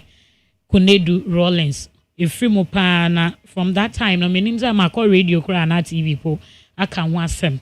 This is a woman with brains ogina ni kunu echi didindim pa di emma sem etu na komaso emma no enye just emma keke nkola omo ye young girls omo ba odi omunyina to na komaso edru baby kra uka PNDC law 11 na ono no de eba ya gina oginemu didindim pa se edru baby oba mewu kra na yesi na japade nyina nkoma na busuafo kire se wo oba na wuti aware na ase ade ato weni uni oba ma ne bre ye so many years impo a ye ma wo oba ma no niama na wo ne bre ye no ye ma wo chefa bi ba maami we aginemu didindim pa said debi e wasa ye di emre bi gu akwan mo se ne ye be cover oba oti aware ase ane kunu ewu eja ne ya nti ye ne oba bi etifie etie me sabi ukunu ewu jawo na se japade bi wo ho na ye be ma obi ya sa maami we na ginemu di sa amra ne ye den e ba Ghana nti ye wasa ye ema nyina Ghana ma nyina ye baby a yeti yesua bibi emfa free sa ye maame ne ho ni atoso mienu no so she made women feel entitled in the country edu baby ukọ bank kura na yesi wankofa ukunu ama ambesan ama wa enya ade a obetumi di sika ye den atu bank na yi sika but she made it possible for us me say I can walk to any bank say me di sika beto ho I can walk to any bank say me be yes savings ne nyina ye maame Kunedu Rollins ena ejina emu ma ye didindi e fight ede ma emma sane ye be ya emma so benya voice sane ye be ya emma yenso ye benya ejina ye bi ewo amanyosem mu ana ewo emma kebi a yenso ye be ya den ye be kebi na ye tie ya eye enti ye na ye mabusu nyina ya akọ asanso ma emma nyina ewo Ghana ya akọ because ade atoye ni enye onu ankanka me ameti he ne me nso me ye hwan ya metu me call bank me nso me ye hwan ya emma ati radio ni TV so a omo kasa na me so ma beti na omo finfin aye den kebi enti asida kese na ye de ma no bebi owo na ye sra nyankopon so onfa ne kra enye den ensie emfa mayen na ubisa asembi se angulani ba o ka twi die betina he akra ya na ye wo me o akra ya ye wo me wo botiano wa botiano ho na me nananom omo bo eyi sa etu free voter region epie mu winiba ekotina ho kakra ewre mu sa omo final destination no ene na ye botiano no na botiano ye nkranfo asase obaken omo asase na omo asase no wudu botia no baby wo ho a ye frɛ no chokome na minim se wa hye ne so a obehu se ukọ every community ana town bi a ye wo baby a frɛ na Igbe town Udu sa Igbe town obehu se anglafo dɔso wo mu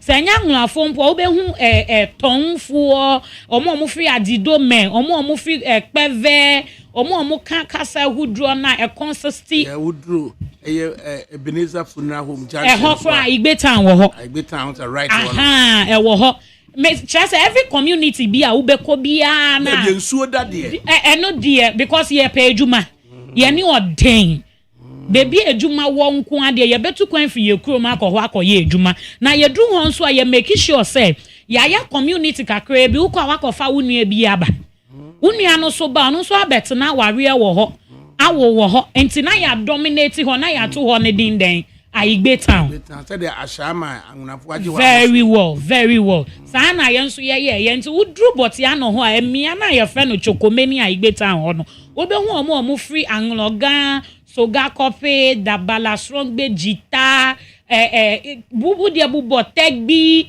eni ehu ekeka ho nyina kire se na twi na wote ne sa no ante nkran me go school akra ha me ye twi wo JHS ada ne ye force ma ye twi ena dia na eya me ngon baby ana meti no na twi no ne nkran ena omo ka enti me no wo ka say me to me kan Igbe ni pure but me to me ntro but me to me tro nkran yie tro twi yie eka what you see so say say honorable minister of education e ka say yemma your local languages no yen kire wo school mu ami eya me de because I have children me manu so yen crying for omo maami ya Igbe ni anglani but at the end of the day no in crying no omo to me nkan yie because we don't really speak it in the house brofo mo no omo kan ye kan Igbe ni de omo tepa omo papa no so ya or yen cranny but he is not even around to speak the Ga with them eno no so no kan Igbe no on to me nkan Igbe no but no kire said the man is not taking responsibility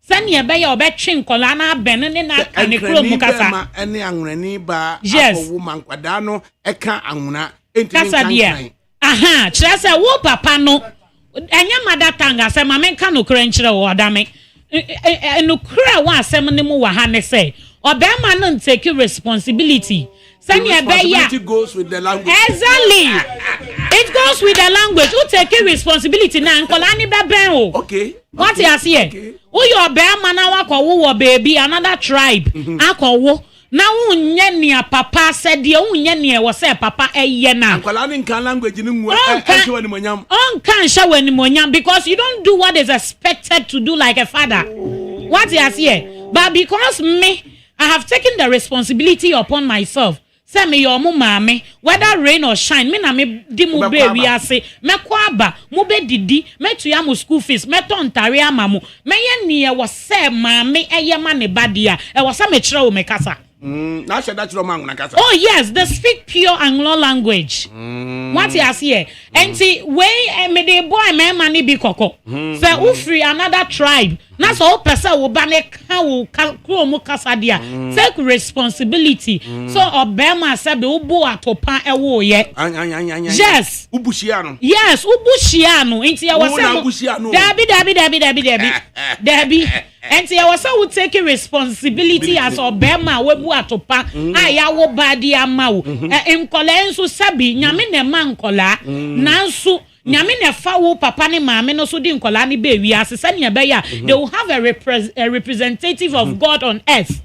Enti wu no na wo di akola ne ba no ka hu sa wo ye nyame e wa asase so ne ma akola no enti ya so wo take full responsibility as God on earth for your children. Enti wan yesa anhwa wo ba ejuma wo ye kasa wo ka nyame be yi wo die nyina obeti mu 90% e di ama maame na ono say I am ready to be God on earth e di ahwe nkola no man nkola na ye yi ese wo kura yes back ne mra mehwe say ye di kan de afiri so ana sane ko nkola no so very well say what me afi anwonama ama wabetna enkran na enso so no bia mokotena ye no dodo no eka okrom kasa ema yekote rono Igbe town chokumu no so eyen kran kasa ye dua baako and edge ntin na wako school a primary upper primary JSS na enkran wo ho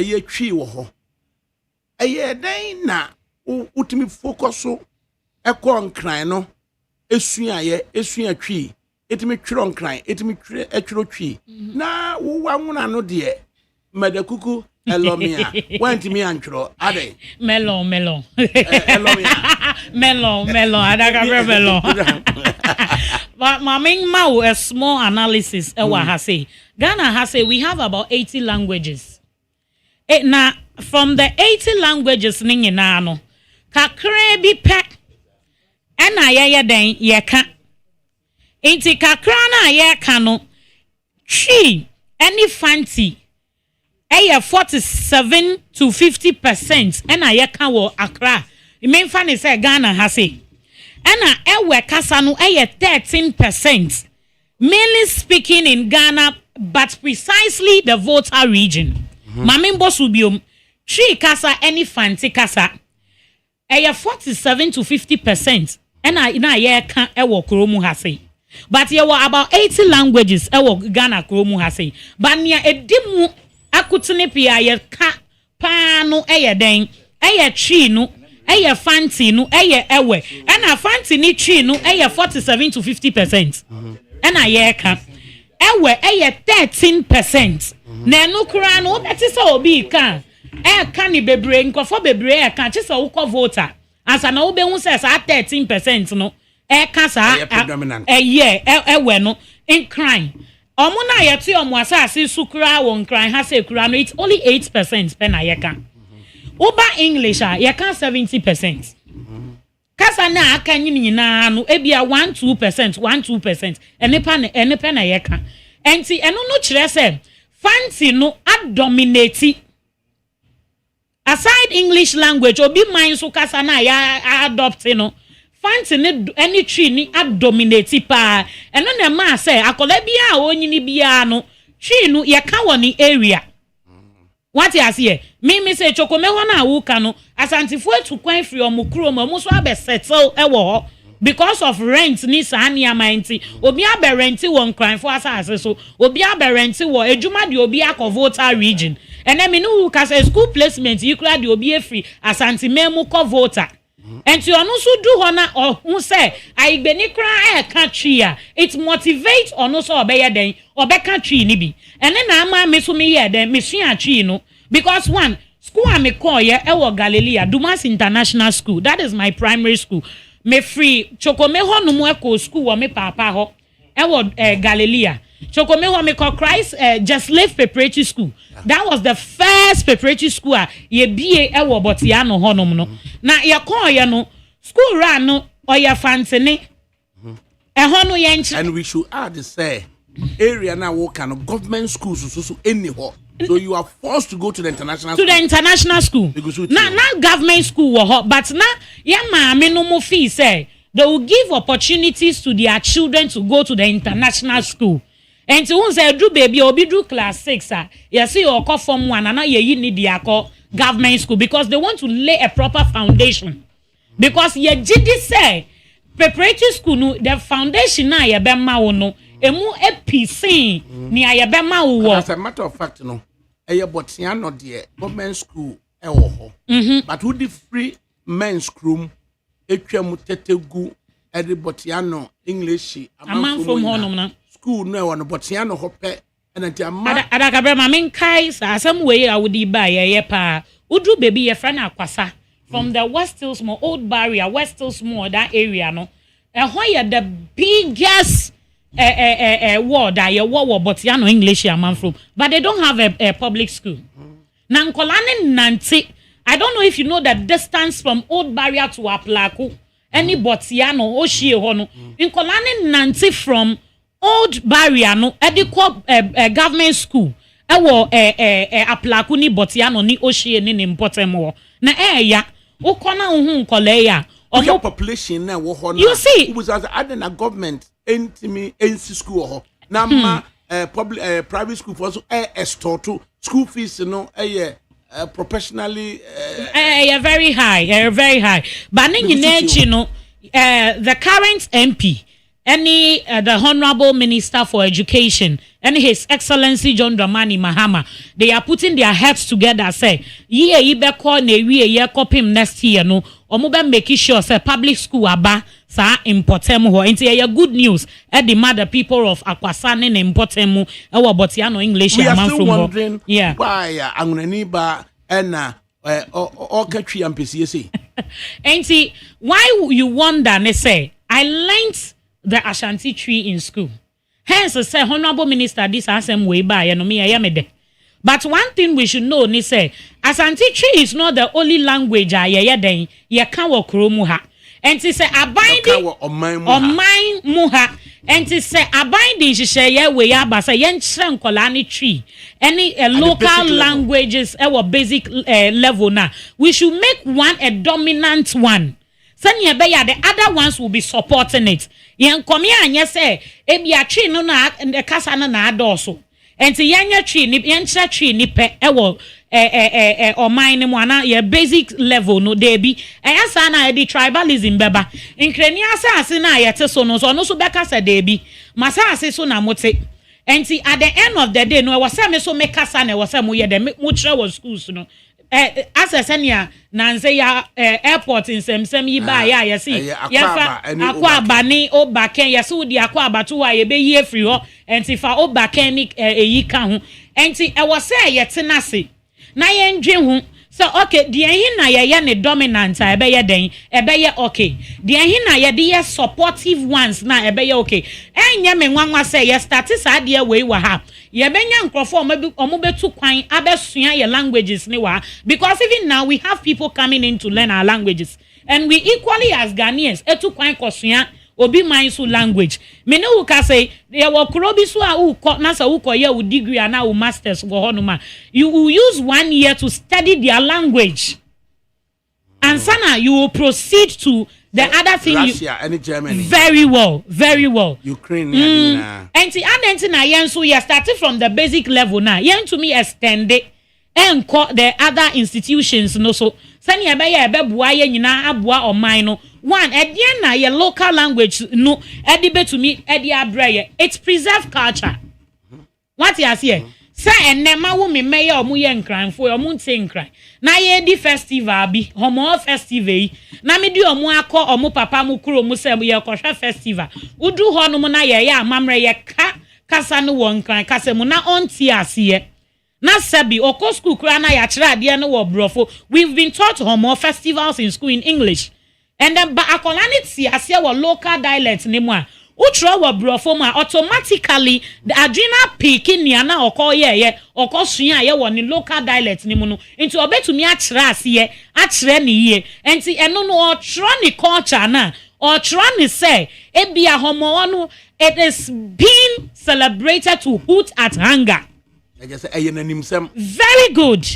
What you see but akolani nti kasa na ase na yamfa kasa na ntete no ko hu say amamre na ekoso na ye nchirechire ni mu wo kasa ni mu obeye den atro onto me nye so near local languages ni yema ye ne say it preserves our culture and ye hu hia pa say ye betumi achirechire owo ye schools ni mu at the basic level. Two ebua communication yeti he communication na ye you Nanse na me name boss Felix Honorable Felix Osukwachi ye kasa say adenti na ye develop bibi say ye wie your friend is saying this government accountability series now your MPs need change remove from English no to tree.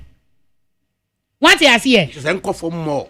Very well because sabio me maami o ya nleni a otifi ochi banchi aka kroton. Ebi ho ye chibi pa aton na ejumere nti ye be start ya package ni. Very well. Sani ye be ya uti ha kwa ye be bre obi are. Won bre wo traffic mu nye bi. Sisi anu will bring it to your doorstep. You be packaging it very well. Na mo de kube na ka ho. Yeah, the kube na ka ho. Preserve it very well. When you walk into the mosque, you will get some. So very soon you will see those great initiatives under the Ejumera program. Right. And see if you want to so a communication asem na me ken. And if I want to express myself in my local dialect, which is Angolana, because say me mame, me nana your hene. And see ono no he didn't permit us to only speak English. And I am speaking obi mindful language ye call voter. And every time he make sure say ye makwanya or say mon family nana no mon breme. So he was equally taking his responsibility as a grandfather and a chief. So that ne manu ne nana no mbetsi anuna kasa no enya afe ohene mua ukotina bedwe mua yesi unana embe yi asema no ana unana embe chirechire asem bi mu chire omanya obeka brofo eye wenim guase. What you say? So our great grandfathers and our grandfathers, our parents, to have a role to play in these local languages. Now you better was school no, and you say you was school mu work ke na ya den ye jai kasa edi ahunto eba obi hie bibi no ba wonche na okabrofo na wonti ase a obeye den aka kasa bia bia ne ohwe a ebe mana kuma ato ne yem no wan ka ne yi a nipa ne be fi se wedidi na tem. Okay, manu ya no mra mu bi. Na the United Party ababidru. The United Party eba no digital content creation ana edi him. The United Party no the Richard Suma ana the number has na ono na ebe kasa after gifty enam the day of the National Democratic Congress eloquently what me akanasem amakwami aplakusi. This woman can speak. I was saying there, this woman is very good in public speaking. Kudos to you. And I come in or the ebaye. Thereafter, no. Now Benjamin is sorry of the New Patriotic Party. No, so Eddie Abba. Mr. Suma. Yes, sir. United Party, Obake. Yes. Education Minister at the 75th anniversary of the creation of the Mawuli School will hold asogliman wasi enedie ya ye hwehwemu ahunu se akoda no se wode nini ketere maso asem de kire na de a wati ase yie sene se wode kasa afoforo ebe kire na de na we ojine sen yo of ADAKABRI say wonim say party na aba no the new baby on the block no menim say when him say what interim leadership be mu and he mean say we are where say by providence I have been nominated as the interim deputy general secretary of the party. Na we mean can dem wa. So Ben what diposo of our can say we the official no dem we the abem. No official air conditions natures and pictures. What you are doing so that of our can na you invite me senior na some of okay. Why are there or the Tama alliance ne baye no or the ne dom no we develop ne dom dada into what ne dom and e be kan the ba say ya to aba na wie no one sign amfa e dom no anko yeah dissolve the alliance no but some of us decided to stay yes no na ono so said there o see eye dedicated no na just of ya boaben eni hɔ a or say Richard Suma it me hwe akire yes sir congratulations interim deputy general secretary of the substantive secretary opaya so afi no matie you build it album no we are oh yes ya bo abi ye colossus very he deserves it right into Richard yes, United Party deputy general secretary yeah. Oh first of all mefa akwenya we su na machia we production team ni nyina na machia wankasa last week e ba ha bet na yantimi ambeto na ya chia Ghana for nyina omu ewiawe na ya chia the entire sympathizers and followers, the well wishers and people who are clamoring left, right, front, center. Omu joining a party, you see the registration from Bia to Jua. So people are following the link and registering to become part of the party. Obemu F from constituency level, they want to be constituency leaders, they want to be polling station leaders. Just say the enthusiasm now be bring now they are welcoming the United Party there because you see the people have come to realize that NPP, NDC, they are all the same fellows. You see, Ayatani, Kakrani, Penny, they are the same group of people. Though the political ideology in there, Umbeka says some say we are center right, some say we are center left. But we share Ghana, Nanka, Sankasa, Bako say Maye or Ghana, no. Those who claim they are on the center right, they are doing things of the left. Those who say they are on the left, they are doing things of the right. So you just can't phantom there, but the echoes of my way, much say. just free for all. The Obetimi say you entice the Ghanaians to believe in you and to be able to vote for you. These are the things we do because as a center-right party, to say MPP, they shouldn't be the one rolling out policies like free secondary education because these are things that are normally championed by the left. But today, the right is the one doing all these things, and the left is now sometimes found wanting, also trying to do things of the right. And to us as a party, Yabase, position here as a centrist party because look, the left, the right, they are all trying to do things that is in their own interest. And you see, many people are coming to the center. That's why we say we are a centrist party. Though our roots originated from the United Party of old, an amalgamation, such as 7 different parties came together to form the UP, which is a public knowledge. And out of it came the MPP. So if today, out of the MPP, another new political party is formed, just say, and the democracy now you're practicing is an open democracy. It's meant for competition. Therefore, nobody should take that away from us that we are forming a new political party. And then as a political party too, who say, position ye na Ghana for who say, yes, we are becoming the party of choice. A person sanitize the political space, the insult, the acrimony, the rancor, all this thing that is going on in the political space. Now, I must say, a lot of the discerning Ghanaians say, well, they want to participate in the political ecosystem.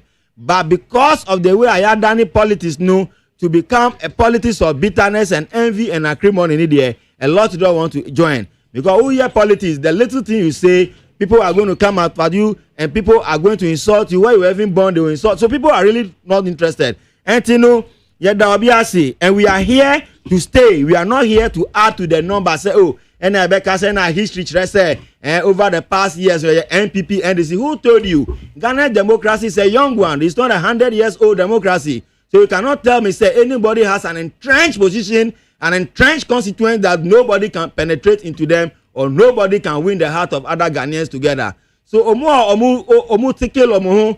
say all the other parties who broke away from others have not stand the test of time. Therefore, UP is going to be just like any other party and fizzle out within the shortest possible time because the butterfly has a short lifespan. But Onu Obua, he doesn't understand transition.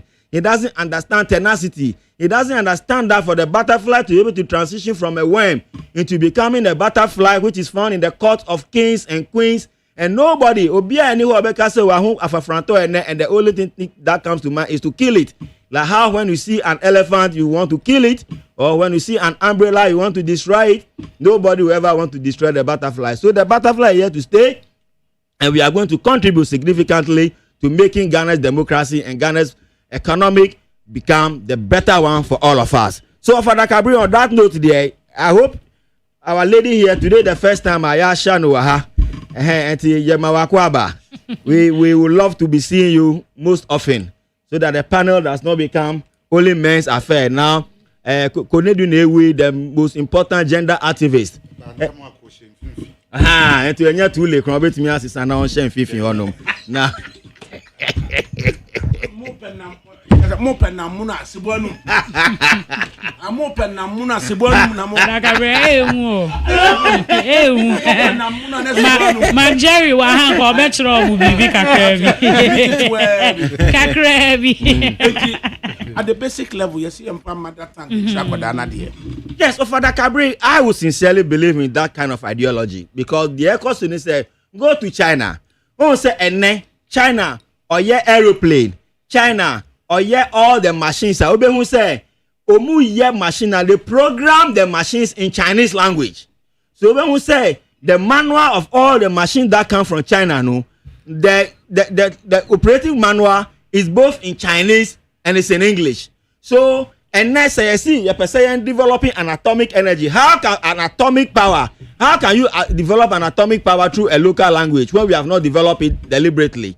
And as issue of we believe in say the ultimate brofo akese anu na eche say our nyansa and now go school and now nimdia. That is why we are not making progress. So we are choosing people who can only speak English, but they are empty in substance, they are empty in value. These are the people that society hails them. Ekase omuno go school, omuno mu onyansa, omuno mu kabrofra kesia ka vocabularies kesia be eba no fie nyansa. They are empty. And now we are seeing kasano a fie nyansa emanate from the growing they give you from your family. And to your friend baby, nature and nurture. Of ADAKABRI, the nature of a person is how you are born. Nothing will be able to take it away from you. The way you look, the way you talk, the way you do certain things, is your nature. But we are talking about nurturing. So the nurturing is how you groom the person, how you develop the person, how you be able to transition that person from only original state of nature into a refined version of the person. So if you want to do that by nurturing people, you must nurture them in the way that omuankasano omutiasie. But say who nurture nipano now who nurture in somebody else's language. Now what creating impression is say once you are not able to speak that white man's language, nipana wa share slavery mu, or di wa share colonialism mu, or di wa share sanyamani nyina mu, and you are still trying to hail them, associate yourself with them by speaking their language above your own. Then we are not a serious group of people. And to me, for us to pass a Colabia Oko school at the basic level, the best way for them to understand, for them to learn, for them to appreciate everything that they have been taught is for you to teach them in their local language. And this will be a eweni, ana oye trini, ana santini, ana oye dagombani, ana oye nkraini, na uchrena, himself ADAKABRI. This argument of Obake, do you know that even there are a lot of Gans who never knew the Gan language for welcome? Miko Susalem Wahaya. But a lot of my classmates on our platform had any debate because most of them were even asking whether that was because they never know the original word for what welcome in Gan language. So how can you do that to your own citizens? And to ADAKABRI, I support it and let us make it a deliberate effort. Say, even at the secondary school now, those days who catch you now you choose say who speaking vernacular. You remember speaking vernacular? Now you more punishment say kodo, now more punishment say koye scrubbing, now more all manner of punishment for you speaking your own local dialect. Is that not slave mentality? Yes, slavery. And it's slavery now cause that is why we are not able to develop. Because we are not able to be on our feet as a country, and who say, cause your mind we are ready to follow them, hook, line, and sinker, without looking at the repercussions now, into the future generations. And then they and papa. And now for ADAKABRI, there's another tendency, and now there's another trend. Cause to say, do you know that today's time, parents are even so proud that their children cannot speak their own local languages? Some of them don't allow them to. Some of them will not allow you to speak because me, I have a lot. I'm an airway, and I'm proud to say that any day, anytime, any place, anywhere. But the point is that there are a lot of people who are even airways today in this country. They name them MFR, they name them Edem, they name them all manner of names. But even if you ask them what is go, what is come, and let's eat even in English or in airway, they don't understand. And they don't want to know. They don't even want to associate themselves with the language because they feel ashamed. Which kind of people think like that? Because you must be proud of yourself. You must be proud of your language. Just say, that's why they call it native language. You were born with that language embedded in you. So the only thing is that parents must be allowed to let their children speak local dialect. Obiwa oya chantini ni ba on to mean cat tree. Who cat tree are until I say ayani there. Oh, my children don't speak tree, they are not good at it, blah blah blah. They slang you and they behave like say omu amu cat tree ni nanu, omu ye outcast or omu ye educated, omu illiterate, and I said mintias here because we have created the impression say anything that comes from the west is better than anything that comes from the east. So at the end of the day, we are throwing our values, our substance, our integrity, our identity, yet throwing it to the dogs. And to your ADAKABRI, same with them, can be not Ben and KB. And to the best education ministry, do it to the fullest. Make sure that even basic programming, teaching children in computer science, they should teach them in 3. They should teach them in Ewe. They should teach them in Nagomba and Nagbani so that uchre na adianu na uchre no say we ye 3 na until 3 I say no say ye miensa na uchre no baku mienu miensa. Let us develop our local language so that we can develop things, we can manufacture things and program. That's why I love Safo Kantanka very much. You know, when he was doing those his vehicles, the what are some of the vehicles now? Oh yeah, you know. Now say some of the thing he programmed them in tree. Can no bar reverse. I say show who me ba show who me ba. Then you know programming. Uti I say because you need to program the computer to understand that this is the language you need to communicate it. And you know, people like that should be related. They should be encouraged to say we work. We had hopes that one day somebody will come and be able to take over his company and make it bigger, so we can have things in tree at the TV. You catch your TV, you say so now I saw doom. Now we doom car sparky and now Jisu now I Jisu doom now I doom. These are the things that we need to do that will make us become proud and become a country that the world will be looking up towards, and Africa as a whole will be looking up towards as the torchbearers. And one no Yadobiasi say just we have to move. Richard Suma, or Deputy General Secretary of the United Party, and what's in and say Yama Benjamin is sorry of the New Patriotic Party in Tiono. Oh, Menchia Osonko, Enumre, Amenchia Richard, and Minuaba. Yenuaba for Yenuaba was Yedisujache. Oh, no, can't Yedisujache. Jenedi of ADAKABRI Abway. Ama say you be release stress. Sikanati no matter. Oh, Afumu. It's a woman akwaba. Ya meteti no Mark Jerry. Otaba on 1 point. She's good. You man akwaba. Ofa, say asem we there. Asem papa. Na in fact, near mesre pa ni say yenyi politics in free. Because enye ebra edika ni suggestions bi sa aba say yemfa sa de we nya dwuma. Mekai anamo amensa committee. Also the search report by say yemfa the local languages no and local dialects no enchire yenkwala na there from basic level hwete some yenhu ba bia sa de we kokosi no fa ade bia no omamu ha no ye kase ye ya ye betimi ayo na politics na ewom no na ya na eye problem ade papa bia no yentimi nka ye hu mom enye ma ne nye papa obon sisia na ye the politics about be room ofa edurumire bi na se o ka twi kura twi kasa wo mamu hanom especially mo amoye radio kura mo wo twi omo ka brofo ni fi so omo ye superior kura sene mo ye twi radio ne ade na che so ohun kura wo program bi ase a obonsa na omo de omo hu kura esie because onimza wo kura de wo nte brofo because twi na wo ka ana twi baby ayeye twi program adwuma na wo ye nti no ono no ye super or ye superior way ahead of you eno ekobamu a na akofa asem kese aba no fa ye kase akan kra na o hwe Ghana han mo a ye wo I think 46 languages ye local languages a ye wo mamu a is it 46 it's more than 40 46 so the popular is 46 and the popular one are 46 now 46 yentimi nyamu ba ko mienu. I like the woman that you interviewed. Yes. O making nationalistic view. Ama ye hu say of a ukoko yi ba ko pe.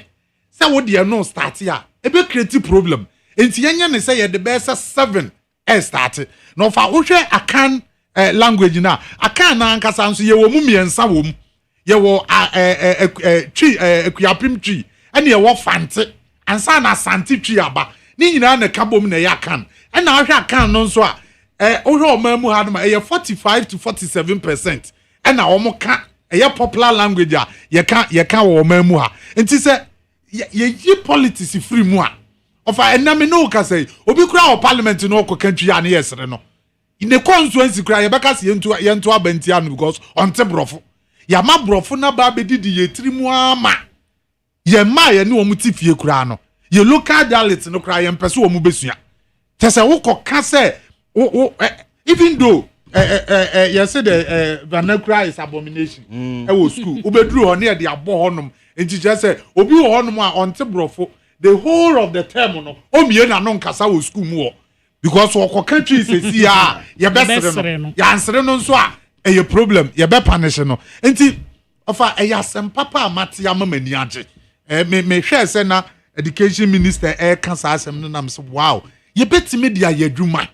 I think say SSA almost started no more bipartisan committee.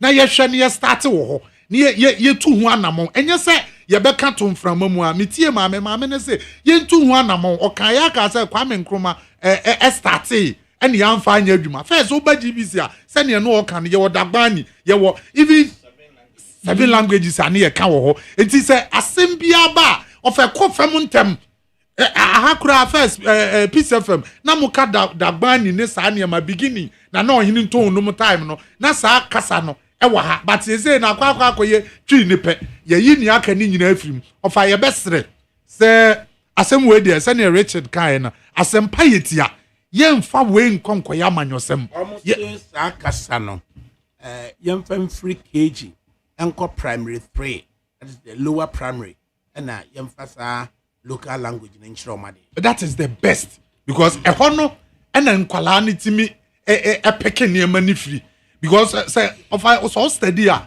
Omo de brofo chiro omo madie wo fie na nkwala so almost show omo de brofo ne chiro omo ade a akwala ne benya 1.5 year no obeka brofo ne pepe fi no onte but eno na esi ehu sese yenso ye start near the local way ne chire nkwala na de omo so bedu sa age na yade omo bete kasa na ma de bia ye beka ewo mudi a chire omo bia no omo bete ase ya anye ne sa de a eduru mire bi kura eduru ba bi a minu aba o se English but ya no English amam from e ho no otena hwe de bi o si country no o so wote ewe no ote ba wo so ntime ntwere otimeka chidu otimetwere eka ganso etwere so meaning say enye ne mother tongue no nko na ye so important to her who other languages aka ho kra no kra no otimetwere esa eye ne esene ono ne mother tongue ba bi ofri a wode ekasa enti ofa eyade pa na ni nyina ne say me de ne misuro wo mu pa no eye politics eyei ubonsi ye bekwa akopeke 7 na other tribes ni bi wo hono a ya nkofo wo mu de oi na no akofa asem aba enti ya anshasians sensitize ye ho ama information na nkofem is it NCCA civic NCCA omo start so omo be kofem ni abodawro akira amanfo ni educate ye hu yie na se nyame ya dom na se nyina ye kabom ni ya pick 7 na ye de ba be ye adwuma na obi anka objective to ni atime de ye adwuma ye koye anim no ni ye de bi ka ho ni ye koye anim ebe ma o man no mpuntuo no atimi akoso nti ofa ya de papa ye bo education minister na baso na ye nhwe se Ghana Journalists Association encourage a ma journalists was the be be harass you in the discharge of omo duties omo mra me kan kire wo ofa asem na esi on say da bia no ye nua ma anom no sabi o emema no ye belite omo too much se nipa no kra e ba ho no mo a ohwe na appearance ne the way wasi apie ho be pe news na ache say ade e woni tirim no ye miensa so person will take advantage of oba no na ne oba na ehwehwe no wode ma no because ya mo ma na aba be vulnerable say omu gura ba bia e say respect anyhow I see who omo e ma ne mema no omo no de wo fam so always be we want to take advantage of them. I think say eno ne ba bia wo fi ba o say omo yes adwuma no say mema no e try so omo be ye bibi say omo report omo but a man be so fi one mo when your opportunity no when you adwuma nya ye den they see when your chance aba be say okokoye bibi say na adwuma bebo no na edika no afa nso kra no e den na society no nso kra be hu di afa no eno ni problem but I'll urge them send your can men so metumu nchene say baby omo adro no they say affirmative action they say a man no kra mo ya che ye ofa ya ma say no a man no omo authority omo wo mamu anokra no ya che ye de enti aduru baby a yam poso na ba bi omo aduro no omo stay hwa ne yanso yentimi emmo ye de no ho ba ne ba say omo ba do but the fact is say yati incidents of a journalist harassing a journalist to the extent say Ebema Ghana Journalists Association etu sa na mo ya na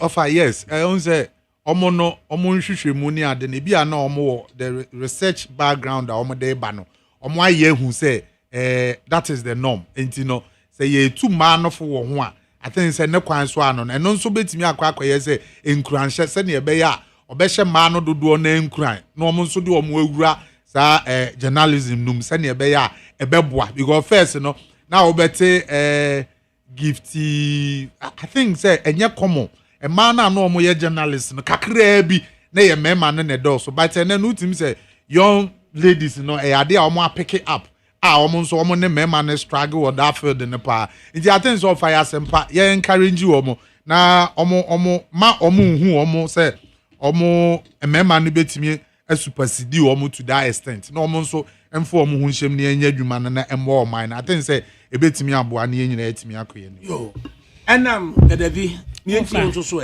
what for about is it GJ GJ is Journalists Association asking women journalists who feels harassed say omo contact omo for whatever reason.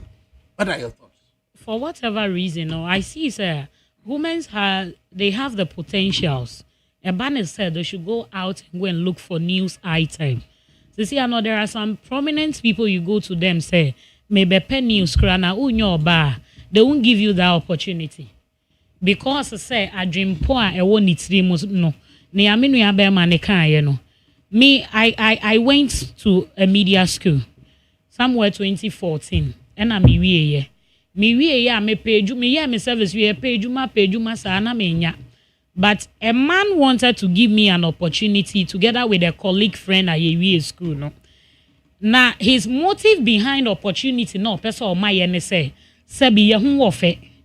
And I answer ya way ni monyam ne. Who offer so after Sebi? Oh, yes, I was a mechanic Sebi, send ya be a man or mueche no mubu and fu. What he has here. Because I know my fellow women, one to Sebi, or because I won't want to wear fana. Very well. And see, Ebane Sana, the man was like, oh, Obama Yejuma, bring your CV, do this, Minimia Bano. But a quite chireno, of a minuano jame. Yes, so it's him. Of a minuia bano a day, a jame.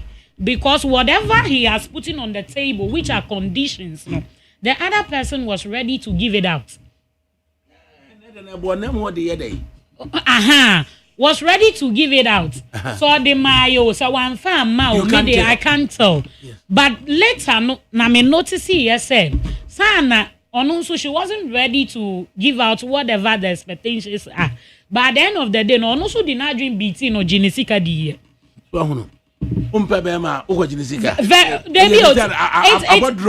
Me can't wait you now go see BB so said. Yes, sir. Sebi obi ehia bibi from the same ejuma na amumi enu you find yourself now wo your bear man now we your bar. The only thing you can do is you can even be behind and push the lady forward to say go and pick the news item what the bar me so meya den I will take it.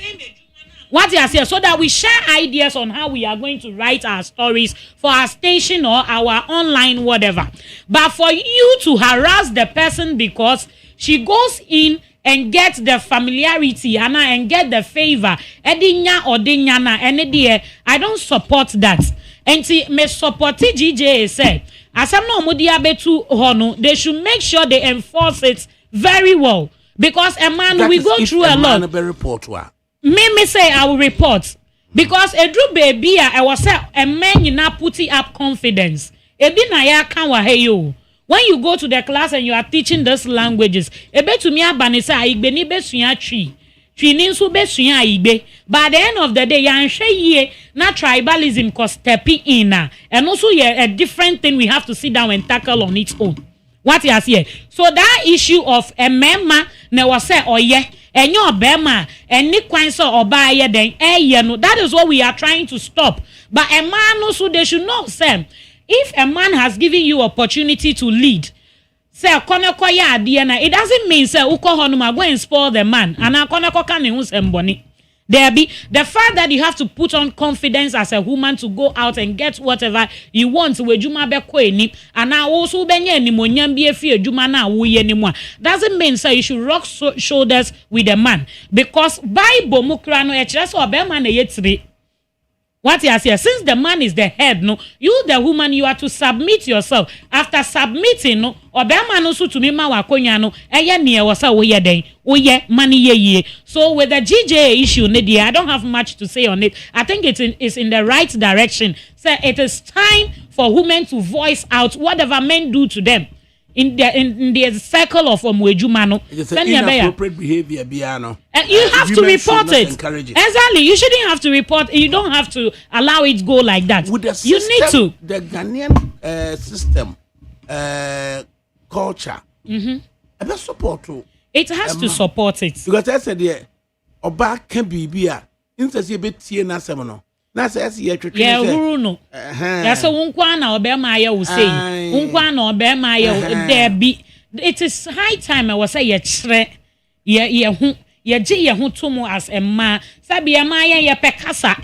Enti obiya was adie no. Na wankoka esha hu. Na wo ye hu one day ube wako. Unim say bi as adie no ne ma wu ye. What I say. So it is very right. It is very important. It is very crucial. Say obiya will be in the course of your line. Enye ejuma kra awariye mu bibie mu na wasa wo ye den. O voice it out na wo ye de oka sabi ya so wo yare na wan to wadru wo yare na obi ani ho obema wa anu adru. What you see here? So it is right for a woman to voice out. It is right for a woman to put on that confidence. No can say nia wo ye enye emwa ye yenye ni say. You see, you bring ideas. Obema ni di way ba na wo so wo di aba na ye di aka ho na afa di baby a ye pese ye call in terms of development, in terms of culture preservation, in terms of politics no na afa di ye nyina ya agree conclude on one thing I di ye beko. But if we end up day in day out na ye can say there be obema na ye say me pese meka wayewo next time unim say bia wo ba na ode beye unim say bia wunua baby na ode beye na afede ya manipa ne chance no say ade na ye den de ko. But if you voice out na your boss or be ma ne kokwa next time onye biom. What you here? So GJ is very right to say we oba in line of journalism and in line of wejuma na say obi ye wade a enya bra out na beka. It is very right in the right way say Omudiba out sa into media mefo asopa wofa. Right. Yeah, gift and gadavi and I attend Richard also so odino ho saying there is an initiative Ghana Journalists Association at the Abbey. Well, of ADAKABRI, to be honest with you, I like to speak based on facts and based on what is going on. I don't remember the last time I publicly any female journalist about Bontin say she has been harassed or some undue advantage is being taken over her in the pursuit of Nijuma Oye. And to know if there is any such instance, then my attention has not been drawn to it yet. I don't know whether Ben you are aware or you have heard it anywhere for the past 5 years at least. I don't remember say any female journalist has openly spoken say as same say Atunuda. Normally, it is attacks that we get on male journalists. Said they go to events, they get beaten, they get slapped, their cameras get destroyed. Normally, no, it is the male that find themselves in these kinds of awkward situations most of the time. But he said they say there is no smoke with fire. So that means say ABR, some things of this nature has been happening over the years. But just say, to me, I'm a public issue for national conversation. Because look, as a matter of fact, women are vulnerable. Women can be taken undue advantage of. Nyamia obo obano obono in such a way say they are an element of attraction, to put it like that.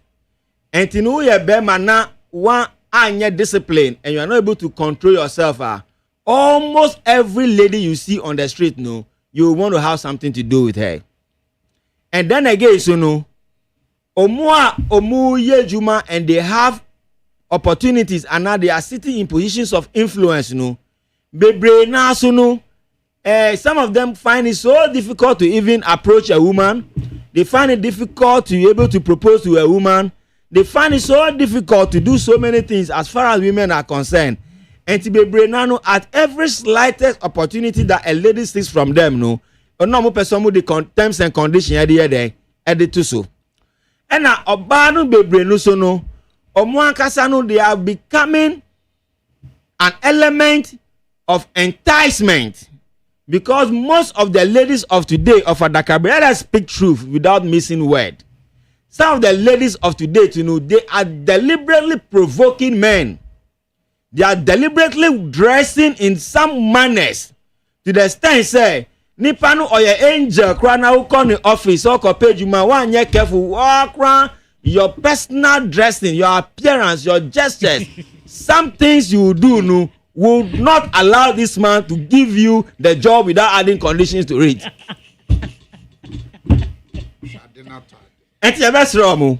So in the field of journalism, no, investigative work, about information gathering. It's about trying to educate or inform the public. That's why I say in journalism we call some things we call the scoop, where anybody who is able to get first-hand information on something. They are the ones who get all the traffic to their stations, because who now they are seminar then atu first. So in global areas, no, the competition about who breaks news, what you say. So discipline, morality, and the obana omuye journalism. There we need many more ladies in this space. Here omu bebre say omu contributing in the media space, you know, not only the men to be doing investigative journalism. Obanu bebre na mu media no, they always want to be on the screen. Bebre na mu person mu screen, they want to be newscasters, they want to be this, they want to be that. The other ecosystem of the media no, they are not interested. They say who producer will say maybe she's here but she's not in the limelight. What you say, and many of them don't want to do production, they don't want to do this, they don't want to do that. All they want is that they want to be a place of what interest and place that they can become so popular and so known. And then social media is also becoming another crazy environment for the ladies. And the best all the daily say, know who you are, know your values, and stand by your values. Once you know who you are, you know your values, you know your principles, who name will standard. Now who set this as standard for yourself. I mean, Jenny said, Ben Mabia will be taking on you advantage of you. And make sure you present yourself to very well when you are seeking for information or seeking for opportunity. Finally, on this matter, is that GIJ president now Hosusiano is doing a good job. He's trying to put the interest of the media or the journalism fraternity people ahead of himself. And the papa, that's why in the second bid he was voted for overwhelmingly. And he said it should be they should find it necessary to protect women, protect them, because without women, we the men, we are obviously going to be living in a hell. So at the end of the day, no, omu ni hoa, ye ni hobby, and God cherished women so much so that is why he created them. That is why he loves them. That is why even his only son, when he wanted to bring Jesus, one for Jesus and shebe mabiani. That is why gayism, ni lesbianism, and cause of my also for ADAKABRI is another issue we need to talk about.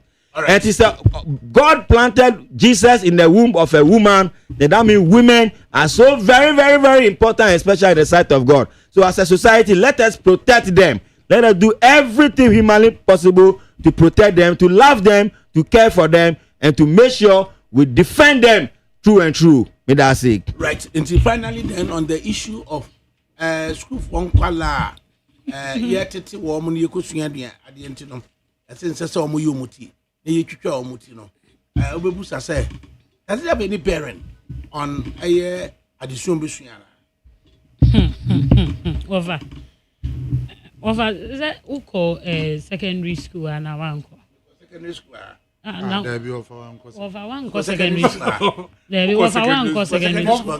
Form 4 and I do my secondary school from 1977 to 1981, and I'm a call your friend from 1977 to 1982, and I'm a course from Oswego Secondary School from 1983 to 1985. Okay. Ofa mo time no mo ye tiko school. Menkai o. Unkai kra. Ofa o ye sure. Menkai kra. Ofa we dey mean. Menkai incidents of obi etri ho asem ba ye time I go school. Ofa na wasanka mumu bi na wasanka ye bi se musa asem we na mutu ye for on this particular topic. What he has here because sabi me ameti hey. Se meko ejuma mpo na ze enye pony ya amachi ditina hey. How to maintain my hair becomes a problem for me. As oba. Neha say abofra wenya ebia 14 years and as say at the age of 12 kwa obehu so omo call SHS. What he has here. Abofra bi ye fa ne say from 12, 13, 14 ho. You message na me there. Na or say good afternoon Mr. Host. My name is I'm a Votarian, but I live in Accra. Please give my number to Davy in the studio for an important information. Davy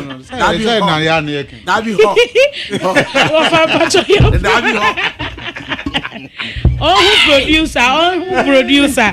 Wait, yeah, it's not for me.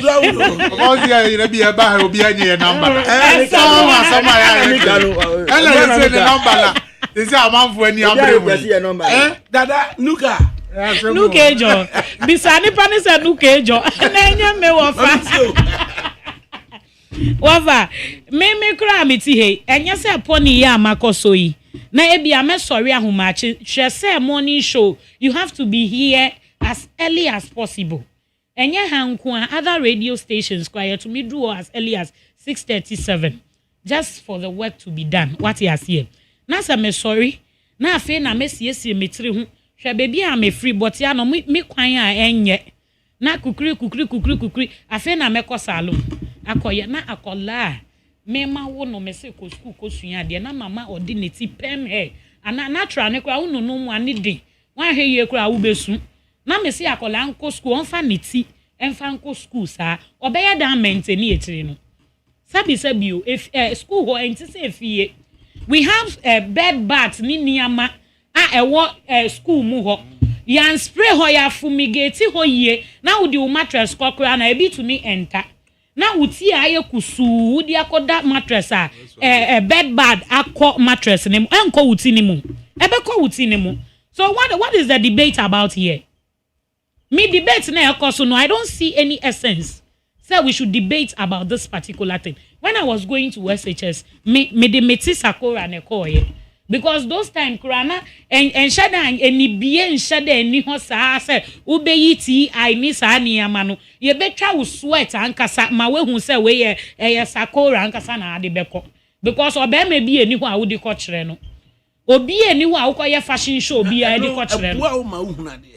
Yes. Na no say we ya school na uko suya ade. Your mandate there as a child, Nessa, you are going to learn. It's a cycle school which is preparing you for your next destination.